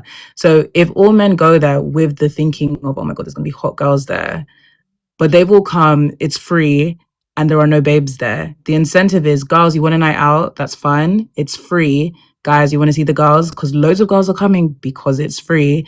Then they charge the men £20 and they just take advantage of the social situation. Like, it really is, like, not saying that like women are pawns or whatever, but it is using women like, oh yeah, we want to have fun, giving us a free platform so that men have access to us. Like, that's literally what it is. And isn't that something you generally oppose if it wasn't in a beneficial thing like this? Seems like there is a gender element. It's beneficial to girls because you get free night out. Like, they do it for restaurants as well. Like, they'll have like a ladies, they have like ladies' nights where they'll like heavily discount menu items. It's not because, oh wow, look at we just want to be nice to girls. It's so that they make money. It's 100% written. It's just capitalism. It's predatory. Yeah, like she's saying as well. Women have talked about it in a way that it can be seen as predatory, because it's like, let's get all the girls here because it's free, and then we're going to charge the men. So they make money financially because guys want to see girls, or they want to have the opportunity to get lucky or whatever the frick they want, and then girls want a free night out because they want to have fun with their girls. But it is like, when you do look at it from a predatory lens, it kind of is,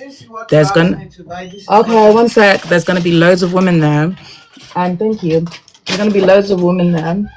So it is in a way, it's not really on a social sense of the patriarchy and favoring women. It's more it's 100% financial gain. Well, I mean, the financial gain is not being ignored, but I think you're not speaking about what it really means.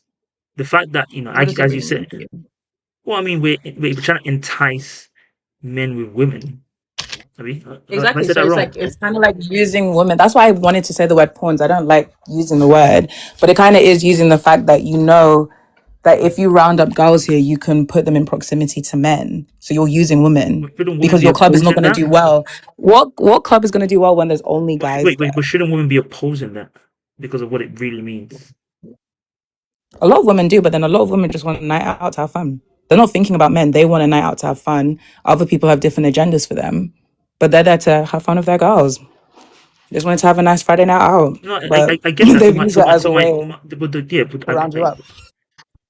so the what it means is what really matters here, right? So if what it means is like the men that are, even women, whoever runs the clubs, right, that are implementing this kind of thing, and we've also seen it in other ways, which is like minimum entry for women is like 21, and for guys it's like 24.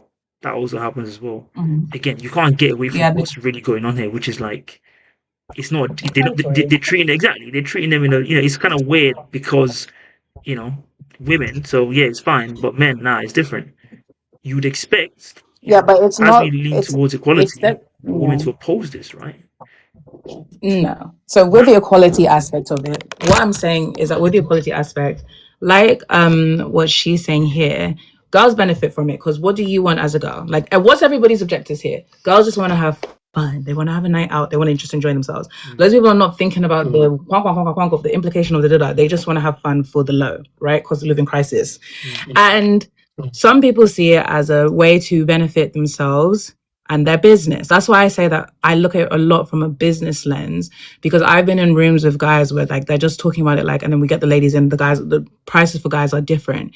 Like some of them even specifically, I know that especially like, let's say even for Christian parties, right?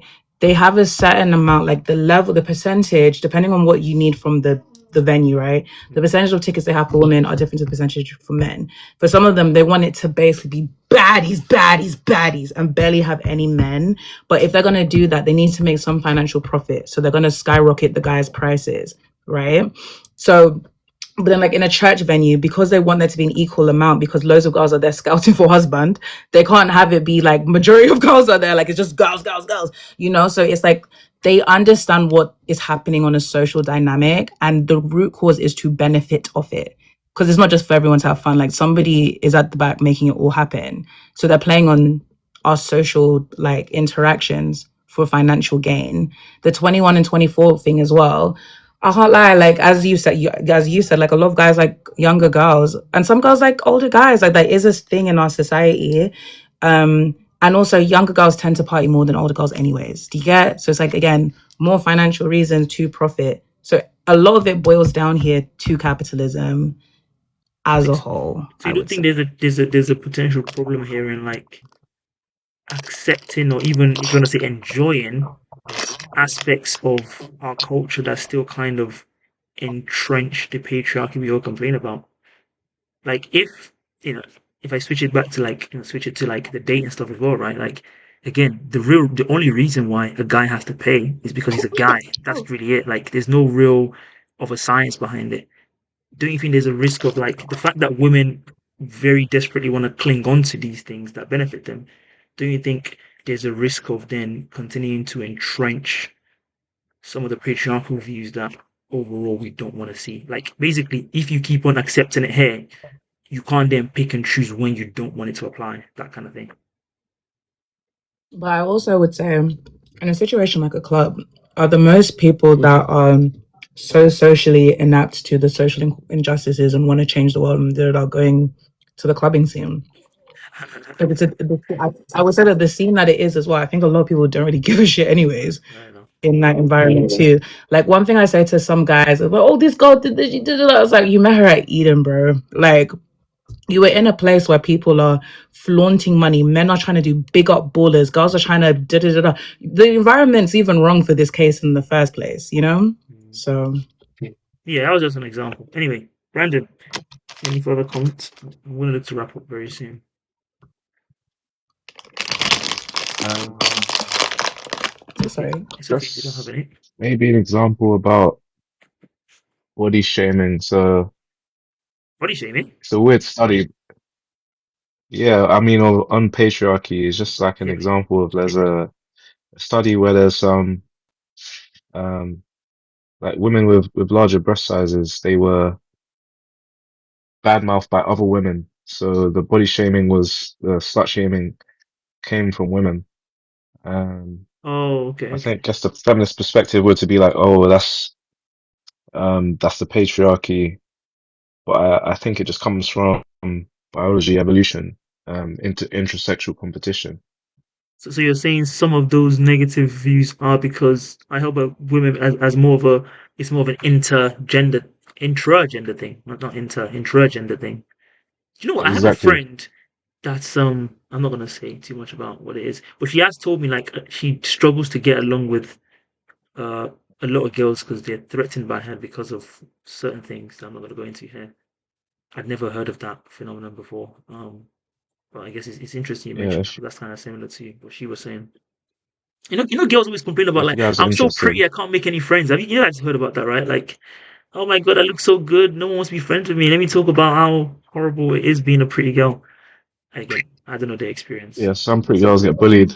the situation is real for some people. I can't lie, I've seen it, I'm not but saying it's not, not. by the way. I was just interesting to me. Yeah, I think that the thing about, obviously, I'm not even going to go on this tangent because it's a whole different Yeah, discussion. right. But I feel like even stuff about, when people say,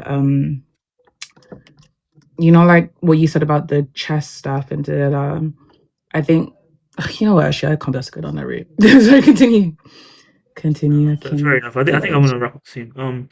In summary, hopefully, I'll be honest, guys. When I came up with this, I struggled all week to kind of, what I usually like to do in an ideal world is get to an end where, you know, for example, the aim was to define patriarchy in 2026. I get a kind of robust overall definition across all three.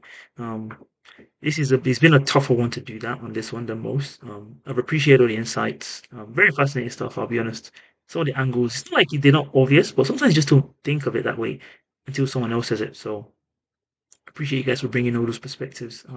I think generally speaking, my overall takeaway point is that we do need to do this exercise in the sense of when we talk about a lot of social topics, people instinctively say patriarchy. They're really referring to something that doesn't exist anymore. Um, it might look different now, and there's something to be said about, oh, it still exists, but in a different form. But a lot of the things they're describing just simply aren't a thing anymore. And I think to me that's useful, right? Because one thing I've been confused about, maybe confused is the wrong word, but I've genuinely found that women have a reticence of admitting when they have more power than us. They always seem to want to be like, yeah, but you can't say that because this, like, so they still want to almost kind of have the luxury, if you want to say, of living as though we're in the 1600s and they can't leave the house without a man's permission, whereas that's not really the reality.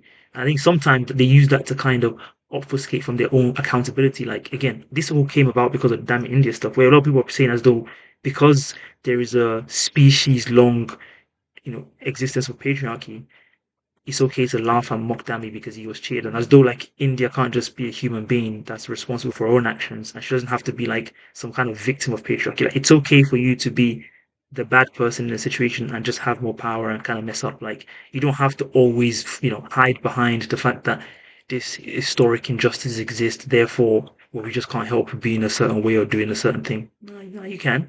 You can do your own thing. And the last element to this, which is that social one, which again it's my fault. I did a kind of poor job of fleshing out. Um, is that in 2026, women do have a lot of power in determining where the social conversations, what social norms are, where they go, etc., etc. So you can't entirely divorce, even if you speak about a guy being some kind of evil patriarch. You know, he's been a victim, if you want to say, of his own society, and that society includes men and women. So you can't then just be like, well, it's just all the men's fault that all these guys are this way. Like patriarchy is not really anymore in 2026 a male conspiracy. I guess it never really has been. It's always a societal conspiracy, but more so in 2026, women are very much a part of that conspiracy in as much as men. Um, why certain things continue to persist the way they are? There are things that some people have pointed out, like, yeah, if you enjoy a certain thing, even if it's evidence of the thing you overall oppose and despise, if it's working for you, then why would you not continue to be like, yeah, this is nice? Like, I'm okay with that. Like, do I want to go to a world where because everyone's so equal, economic, social, whatever way? Oh, let me just reply to this. Yeah, that's fine. Like, do I want to go to a world where that means like I can just be like, okay, let's go on this thing, and I put in more effort? Because even I talked about dating effort, right? But even romantic effort, the fact that men are still the one that do primarily approaching. A lot of women will be like, approaching a guy, nah, I'm good on that. Like, that does not happen. I won't say that's patriarchal in the traditional sense of negative or positive, but it still comes from the same kind of idea of like, that's not really your role. Even if you do have all this, power that you enjoy now, you wouldn't see yourself as. They still don't want to do that. They'll still just prefer the guy do it because, yeah, let him have that. If it's something that's like, that much effort I have to do, then I'm okay. Let me just continue to be like chilling like this, and we're not going to have equality of effort in all those things. If it's going to do something good, people always make the joke sometimes around like, oh, women want, equality in like STEM and all these things. They don't want equality in like farming or all these manually intensive stuff. It's all the stuff that's like making all the money. Fair enough. It's a little joke, but you get the idea, which is like when stuff continues to benefit you in certain ways, you have no reason to want to let it go. And there's probably an element to like that probably does. I'm not going to say it's a significant reason for. I'm not naive, but like it does a sizable job in perpetuating the overall system. If you want to think of the system as an overall as a negative thing. Anyway, that's my final diatribe for today. Hopefully, you guys found that somewhat entertaining. I guess I hopefully think there are worse ways to spend a Sunday afternoon. But that being said, I will wrap up on this. I'm not sure what next week's topic is going to be. I haven't thought that far ahead yet. Maybe I should have. But I do want to keep doing some more political stuff. If you go on my page right now, all you see is politics. And when you come to my live streams, I never mention politics, which is a bit of a shame. But America, we Can love we talk America. about You know what's what I mean? happening in Minnesota right now? Can we talk about the political state of the world right now? Yeah, Oh I'm in the my world right god. now, bro. Dude, you Uh, know what? I'm scared though. 'Cause when America sneezes, the world catches a cold. Like I'm Tifa terrified. Talk about that. Talk about the. it's funny you mentioned that because I did a video the other day about Keir Starmer removing some lady's visa because she said some bad stuff about him. Oh, God. And I was like, if Trump hadn't been moving the way he was moving, I wonder if Keir Starmer would have the balls to do that. You know how Trump has just been like removing people's citizenship and all that kind of crazy stuff.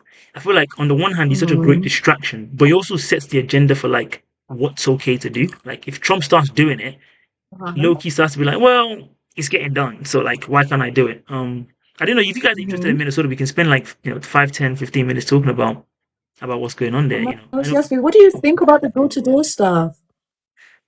The real reason why this is happening is because these people in the Trump administration, it's a combination of them being like children and just wanting to torment like their political adversaries. Because Minnesota is like a democratic state, and they have a bunch of minorities there, and then you have like the actual just racism of like, oh, these people are Somalis, let's just go there and just like mess stuff up and make their lives a living hell. It's a combination of all those things. Mhm. So there's some people in the Trump administration who are like literally like white nationalists. Like it's not even like insult to them. I think they would proudly tell you that's what they are. So that's really why you've been seeing all of these things. So they have a they're fighting out their own culture war and they're just doing that on like that's why they haven't gone to like Texas. Texas has way more illegal immigrants than Minnesota could ever even dream of having. But Texas is Really? because Texas is across the border, remember? So like all the people that come in from Mexico, Texas is the first place they're going to. And Texas, obviously, a lot of Spanish speaking places, a lot of farms are in Texas. So a lot of illegal immigrants are in Texas, but they're not going to go to Texas because it's run by a Republican and they wouldn't want to cause that chaos in their own house, basically.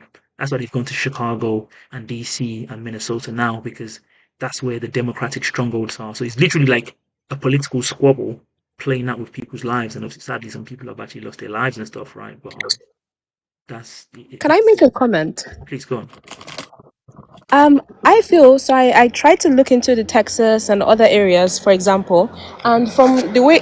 Sorry, just give me a sec.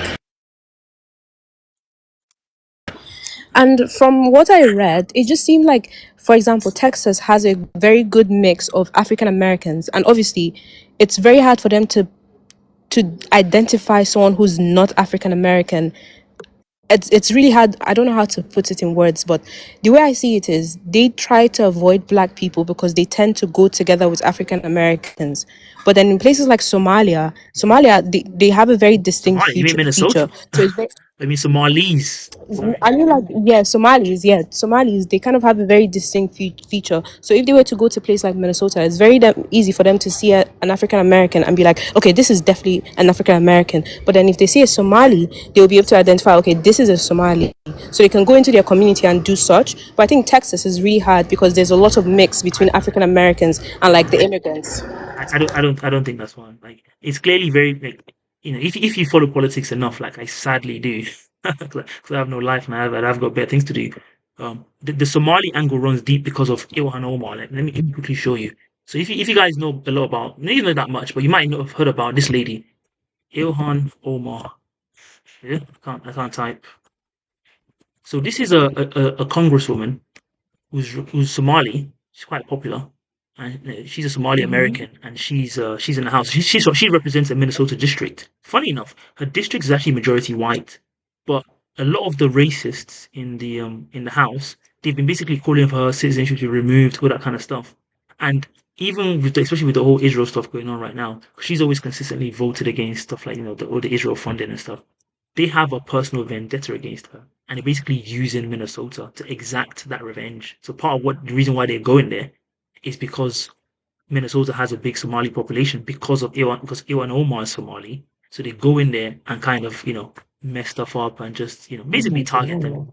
And again, they do target African Americans as well, by the way, which needless to say, like targeting people is illegal, even by America's laws, but that hasn't stopped them. So that's kind of it's all nonsense. Like all the things that drive this is nothing to do with actual like politics or like even trying to like reduce the population of illegal immigrants. They're doing it in a very targeted way to try and make as much noise as possible. And they've been in internal memos that have been leaked that's encouraged them to basically like mess shit up, like create a stink and go after people like this because people like this, people are targeting them very easily because they're like, right now America has this, like I said, white nationalism problem where they feel like, oh my God, the country was so much better when, we had, all these white Celtic people of, William the Conqueror descent and all that kind of stuff. So some people in America right now in their governance structure or whatever, they really want to go back to that kind of reality. And so that's kind of why you're seeing what you're seeing here. If anyone has any questions on any political stuff generally, please do let me know. You can make this like an ask me anything kind of segment before we wrap up. Let me try and find that Homeland Security tweet. That's so dark. Like I haven't been keeping up with it that close, but that's really sad. Let me show you guys this. What do you think this is all for? Like, is it because of the stuff happening in Venezuela? Is that the reason why?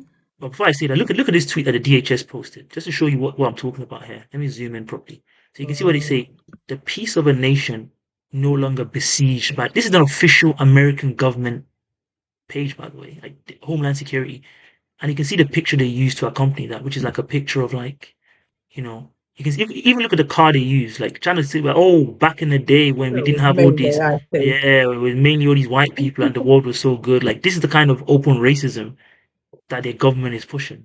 Just to give you an idea of exactly what the hell's happening there. Sorry, Tisla, what's your question? No, I was saying like so cool. Like, surely they know that this is gonna cause some type of civil. I don't want to say war, but like, will this not like create something crazy in America? And if so, because how some people are saying that he might be deflecting, like trying to distract everyone by causing chaos inside America. Yeah. Is it because it's not about the Venezuelan thing? Because I don't know. When they said that they kidnapped some guy, I was like, huh? I was like, what's going on? Yeah. Like, what's happening? I don't get it.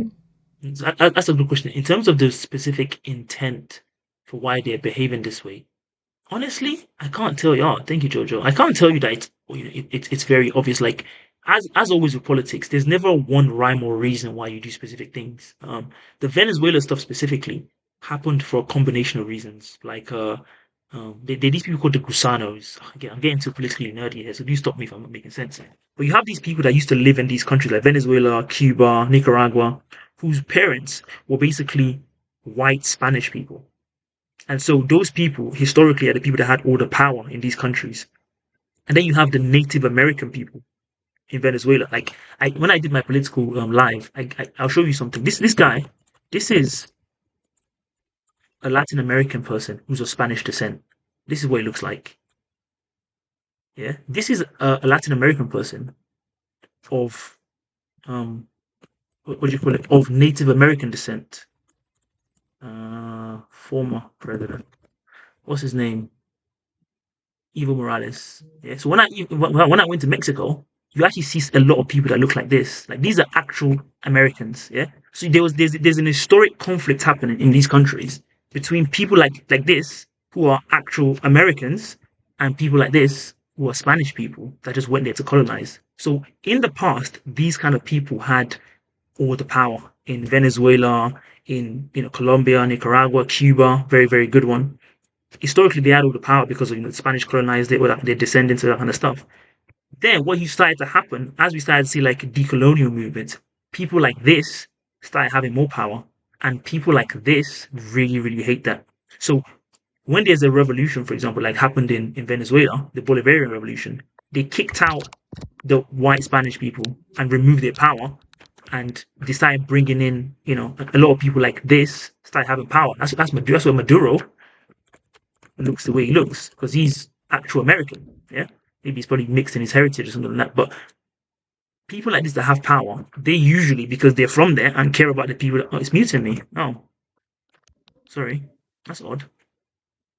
The man is trying to get me down. Once I'm speaking about, they don't want me to say it. I Hello. think it might be TikTok because I've heard people say that that's been happening in lives when they can tell that you're talking about something. They either kick you out or they end the live or they'll literally. I've They're literally gonna seen it get before. me. They're gonna You get. think they're doing that? Yeah, but that's kind of a summary of what's. They said only talk about body count. That's Yeah. what you can. Not Only talk tennis about gloves, body count. please. That's all you can do. So that's basically the historic proof that explains That's so why people like creepy. Maduro. So them snatching Maduro is basically because people like him come in, and again, I'm not saying they're perfect, but they generally actually want stuff to be good for the people. America doesn't allow you, and so what happens is people like Marco Rubio that have influence in America. So remember, a lot of these people are from those countries. When they have influence in America, they still have revenge in their mind. They're gonna try and get back the power that their parents and their grandparents used to have.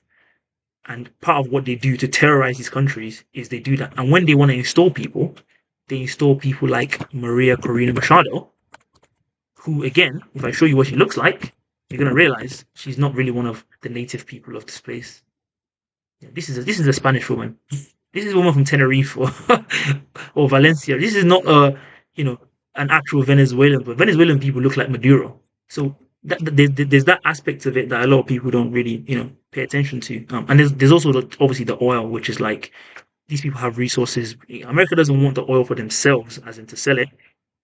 They just want to control the flow of it and steal the money and all that kind of stuff. So, you know, you have the aspect of that where a lot of people in America, in the US cabinet right now, they have a view of the world, which is that we have power, you don't. We can just take what you have.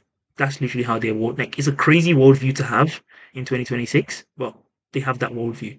And a combination of all those factors, the kind of historic, ethnic, ethno-racial division, the fact that some people in America are just crazy white nationalists, and the fact that these people have resources and they want to take it. All those things are basically what explains the fact that we're kidnapping presidents of foreign countries at 4 a.m. in the morning. Crazy world. Just 1 year in the office. Yeah, it's crazy. Do you think It's, they're gonna? Yeah. they're gone. I got you. And I said, do you think they're gonna impeach him? Impeach? No, that would never happen. No chance. Not You don't again. think so? Nah. Because who's gonna impeach him? All the people that even the Democrats, completely useless people, by the way.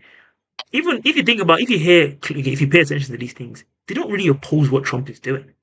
They just oppose the fact that he's being loud about it. Like the idea to want to capture Greenland, for example. Trump's been talking a lot about Greenland. Think about it. Trump came into office a year ago. Do you think Trump could pick out Greenland on the map before that? Obviously not.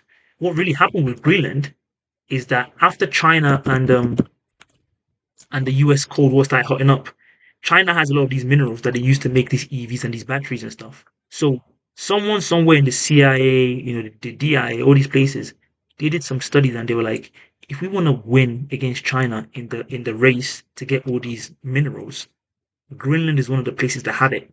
So again, I'm gonna theorize. This is what happened. Trump became president. They told him this, and Trump is like, why can't we just go and take Greenland? And they're like, oh, we can't do that. Trump is like, yeah, we can. And he just started saying it. That's why I remember, I think even after his first week or two, he started mentioning Greenland. That's because an intelligence briefing must have happened in which they mentioned Greenland to Trump. And Trump, being like the kind of idiot that he is, he's like, oh, why can't we just take it? And they're like, no, we can't do that. He's like, yeah, we can. And so he started saying it and saying it and saying it.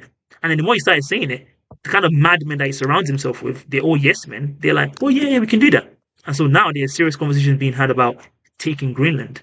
That wasn't because Trump cares about it or anything. That's because the people behind Trump really actually want it for themselves. Because that's how they think. Their might is right, and Trump is now the face. He's the spokesman for that evil system. So So he they makes can it like have him be the crazy guy exactly, saying it, and they can be doing it in the back. Oh Lord, exactly, help us! exactly. Because even the whole Venezuela kidnapping thing. So someone mentioned something interesting, which is like there's this show. What's it called again? I think Jack Reacher. Let me just. Is this show called Jack Reacher, or is it Jack Ryan, or whatever you call it? I don't remember which one it is. Jack Reacher, CIM, Venezuela. Basically, there's this show that happened in years ago where they kind of foretold how they were going to snatch Maduro. And this was from years ago. Look, in 2019, there was a fictional plot where they talk about snatching the president. So this means, again, the CIA worked with these shows. They already had this plan in place from before Trump was even there. Trump now makes it happen because Trump is the one that's brash enough to be like, why can't we just go and kidnap a president? Oh, yeah, we can just do that. And now it looks like, oh, Trump is a crazy person. No, it's not. Trump is just the face. These people have these plans already. They're worse than Trump. They have even more demented plans than Trump could ever even dream of. Exactly. You just need a bold face. They need someone to put their face on it. Obama will come into that using nice words and fancy rhetoric. Trump is like, let's just go and take it because we can. We're going to take the oil because we want to. Obama will be like, well, diplomacy and those, all that. Trump doesn't care about all that. So, when you say about are they going to impeach Trump, why? They've never had it so good. Trump is doing everything they want to do, but Trump is perfect for doing it because everyone already considers him to be a madman. But it's not Trump's idea. Trust me, it's not Trump's ideas. Oh. So the world is looking long, man. It's getting worse. I feel like we're going backwards in time. Isn't that crazy? Like all the things that were meant to be normal, like international law and all these kind of things, we're now basically eradicating them. Press the rest button. It's The scary reset because what button. does this mean for the future? You say what? Yeah, I said that it's scary because what does this all mean for the future? Like, is it going to get dark? And it feels like they're going backwards. Like, I thought that we did all the kumbayas and all this type of stuff already. Like, why are we going backwards? Brandon's a businessman. I'm worried about how it's going to affect the financial markets. He's got investor. I'm crying. I like that. I like that. My philosophical theory about that is that I think we're probably nearing the end of our species. One thing that no joke, no joke. Like I spoke about this in a live stream like a month ago, maybe 2 months ago, like a nihilistic perspective. If you think about how animals exist, every animal that existed before us, they've gone extinct for a reason. Like things don't last forever. So even dinosaurs, think about how much domination dinosaurs enjoyed on the earth, like the T-Rexes and stuff. They don't exist anymore. You know, everything has their time and they pass on. And I think for us, we've existed as a species for around 200,000 years. There's a question around how much longer we're going to exist. But we don't realize that because we're smart. So our intelligence is our arrogance. We think because we're smart to understand how stuff works, that means we can exist forever. Nah, we can't. If nature doesn't end us, we probably end ourselves. Like we have nuclear weapons now, right? So we only need about 15, 20 nuclear weapons to end civilization. That might happen. With Russia and China and the US all trying to fight each other, it's very possible. But I think we're not far away from. We're closer to the end than the beginning. Let's just say that. How long that's gonna be, I don't know. But these kind of things maybe just accelerate. Maybe Trump's second presidency has accelerated the end of Homo sapiens by maybe I don't know 10,000 years, maybe more. Because when you think about what that's doing to like climate change as well, right? Like all the progress being made on climate change has been rolled back dramatically because you have people, in the Trump administration who don't believe in in the science of climate change. And Can you afford the tickets? Yeah, it's gonna be it's gonna just be Musk and his billionaires. I mean, he might have to have a few fanboys. Now Musk is his emotions are not very well developed, so he needs a bunch of people to affirm him everything he says. So he might just have a bunch of fanboys to join him and make sure. Brandon, do you have any thoughts on the end of our civilization, or even politics? Are you into politics at all? Do you care for that kind of thing? Not not really. I don't really follow politics, to be honest. You don't follow politics? Well, It's interesting though. stick around. If you go on my page, just if you want to know anything about what's going, if you want to be right about everything happening in the world, just follow me, bro. I've never had a wrong Not opinion on sure. politics. So and I did mention like I should try and do more political lives, but they don't seem to be as sexy as the social ones. But maybe I should try and weave it in a bit towards the end, or maybe somewhere in the middle. But kind of like ask me anything, because I think there's a lot of people that like could be interested in politics. I always say like politics and what's going on right now in the world, it makes all the shows we watch look boring. Because how do you explain to someone that the CIA had a plan from like 10 years ago to kidnap a president of another country? Then they waited, then Trump became president, they enacted that plan, then they snatched him. They're going to put him on trial in their country. They're going to. What kind of show do you know can do this? This is crazy. Like, if you had to write a show, you probably wouldn't write it that good. But so I do think because of that, there's a lot Mm. of potential interest in it. But maybe it's more of my challenge, to be honest, to make it fun enough where people are like, "What the hell? We want to hear more about this." So leave that one with me, guys. I will continue to think about how exactly to sanitize and make it more entertaining for a mass audience. Any other questions for me on any political goings on right now in the world? No, that was interesting. Sad, scary, but interesting. Well, Like I think it should make terrifying. you feel. To me, when I think about the world ending, I feel good because it makes you realize like everything we're Why? doing. Because it just makes you realize that everything we're doing is kind of pointless. Like sometimes you want to do something, and you're like, oh, should I do that? Should I not do that? But if you actually realize like the world's just gonna end someday, fuck it, let's fucking have it. Like let's just do it. Like I don't care because there's a calmness to it. Like we're all living, but really and truly, again, it depends. If you believe in God, maybe you think differently. But the same way, can you imagine a dinosaur back in the 20s being shy to do something? But you're gonna go extinct soon. Just do it. Just do what you want to do. Like you're not gonna last very long. So we're gonna live, exist. We're gonna die in about 100, maybe even less than that years. No one's gonna remember anything about us. So if you want to do something and you don't want to do it because you're like, oh, how is it gonna But look? do you How am I gonna be know? perceived? I hear it, but I feel like depending on who you are, it would have the opposite effect where you kind of feel like there's no point of anything then. Yeah, I mean, it can go both ways. What the fuck? It can go both ways. I mean, for me, it motivates me. I think because part of the reason why I do What in World Weekly is because I would like my great grandchildren to know what I thought about what was going on in my time, so they don't have to read Like a Victoria. huh? Exactly. They don't have to read the New York Times to know what Trump was doing. They can just listen to me because I'll tell them because I was documenting it the whole time. So it's meant to be like a historical archive, which is why I actually did it. And that's why I really value when you guys come on and chat in my lives, because I feel like you're also documenting your own history. We're kind of putting together a historical melting pot, if you will, of opinions, you know, which I think that's really interesting. 'Cause I love watching history shows on TV and stuff anyway. So like, I think the other day I was watching a show about who was the guy that fought? It was Anthony and who was the guy Anthony fought in Rome? Forgot his name now. I don't remember his name. Sorry, his name escapes me. But anyway, a lot of those histories are written by people that like they're just lying. Clifford said, "What are some of the things the EU can do against it?"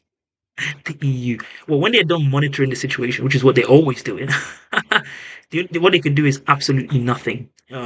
People like the EU, completely useless and feckless EU. I'm gonna get a bit mad now. These people, they're basically gonna be cannibalized by the systems they've created. You know, I saw a video today which was like, because Trump is threatening to invade Greenland, you have these EU officials talking about, oh, we're going to be doing some exercises to try and protect Greenland, but then they said against Russia. What? They can't even call Trump out by name. So for the longest time, America's been behaving this way, and a lot of these EU officials have been encouraging it because it didn't affect them. So when America was invading, you know, Iraq, Afghanistan, even Vietnam from back in the day, they didn't do anything about it because it didn't affect them. Now Trump is threatening to invade Greenland. They're talking about the importance of territorial sovereignty and the rule of law. Where were they? They didn't remember the rule of law when Israel was doing what it was doing in Gaza. They didn't remember that then. So I really want Trump to invade Greenland. I want to see it happen. I want these people to become Oh, victims to the very systems that they've created and nurtured. It would be fantastic to see. So when they start talking about how, oh, we have to oppose aggression. Oh, keep the same energy you kept for Russia when they invaded Ukraine. Keep the same energy for Trump, but they won't do that because these people, they're complete cowards. And it gets into the philosophical point I made a few weeks ago, which is that I think Brandon kind of made something similar, which is like our system rewards the worst people. That might even get into the whole patriarchal stuff of like, why is it we always see men in these positions and stuff like that? Because for you to get to the position that someone like Trump is in, someone like Starmer, all these kind of people, you have to be a bit crazy. So the crazier and more mad you are, the likely you are to rise in this system. Because most average people, like if you explain to most average people, for example, like Trump unalived around 100 people off the coast of Venezuela before he even invaded Venezuela to snatch their president. Why did he do that? Because we want to control their resources. Most average people are going to be like, no, I don't want to just unalive 80 people or 100 people just because I want to run Game of Thrones in the world. Someone like Trump is happy to do that. The people in the CIA that are suggesting these plans, they're happy to do that because these people, they're not the same as us. Mentally, they're like I don't know, their brains are broken. But sadly, they're the ones that are going to be elevated to the highest positions in our society, which is why we see a lot of the outcomes we end up seeing.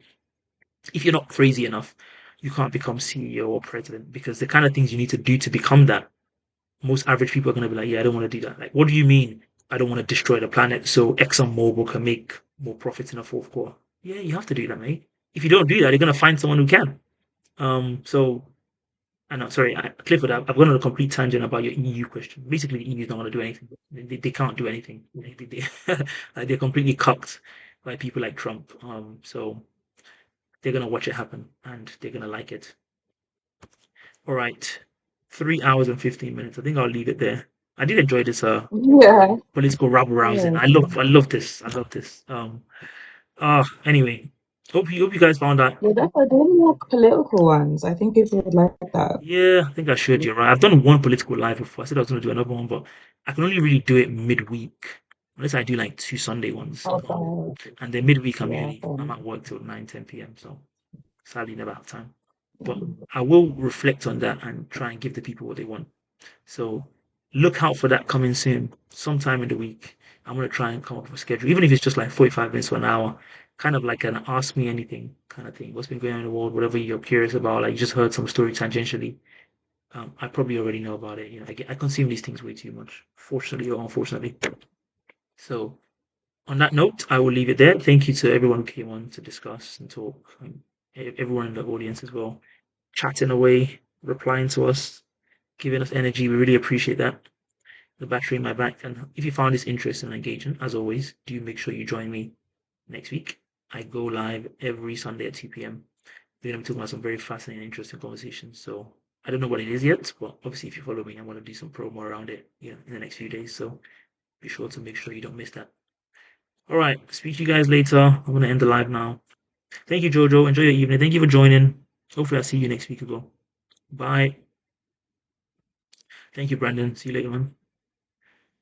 Find you. Why you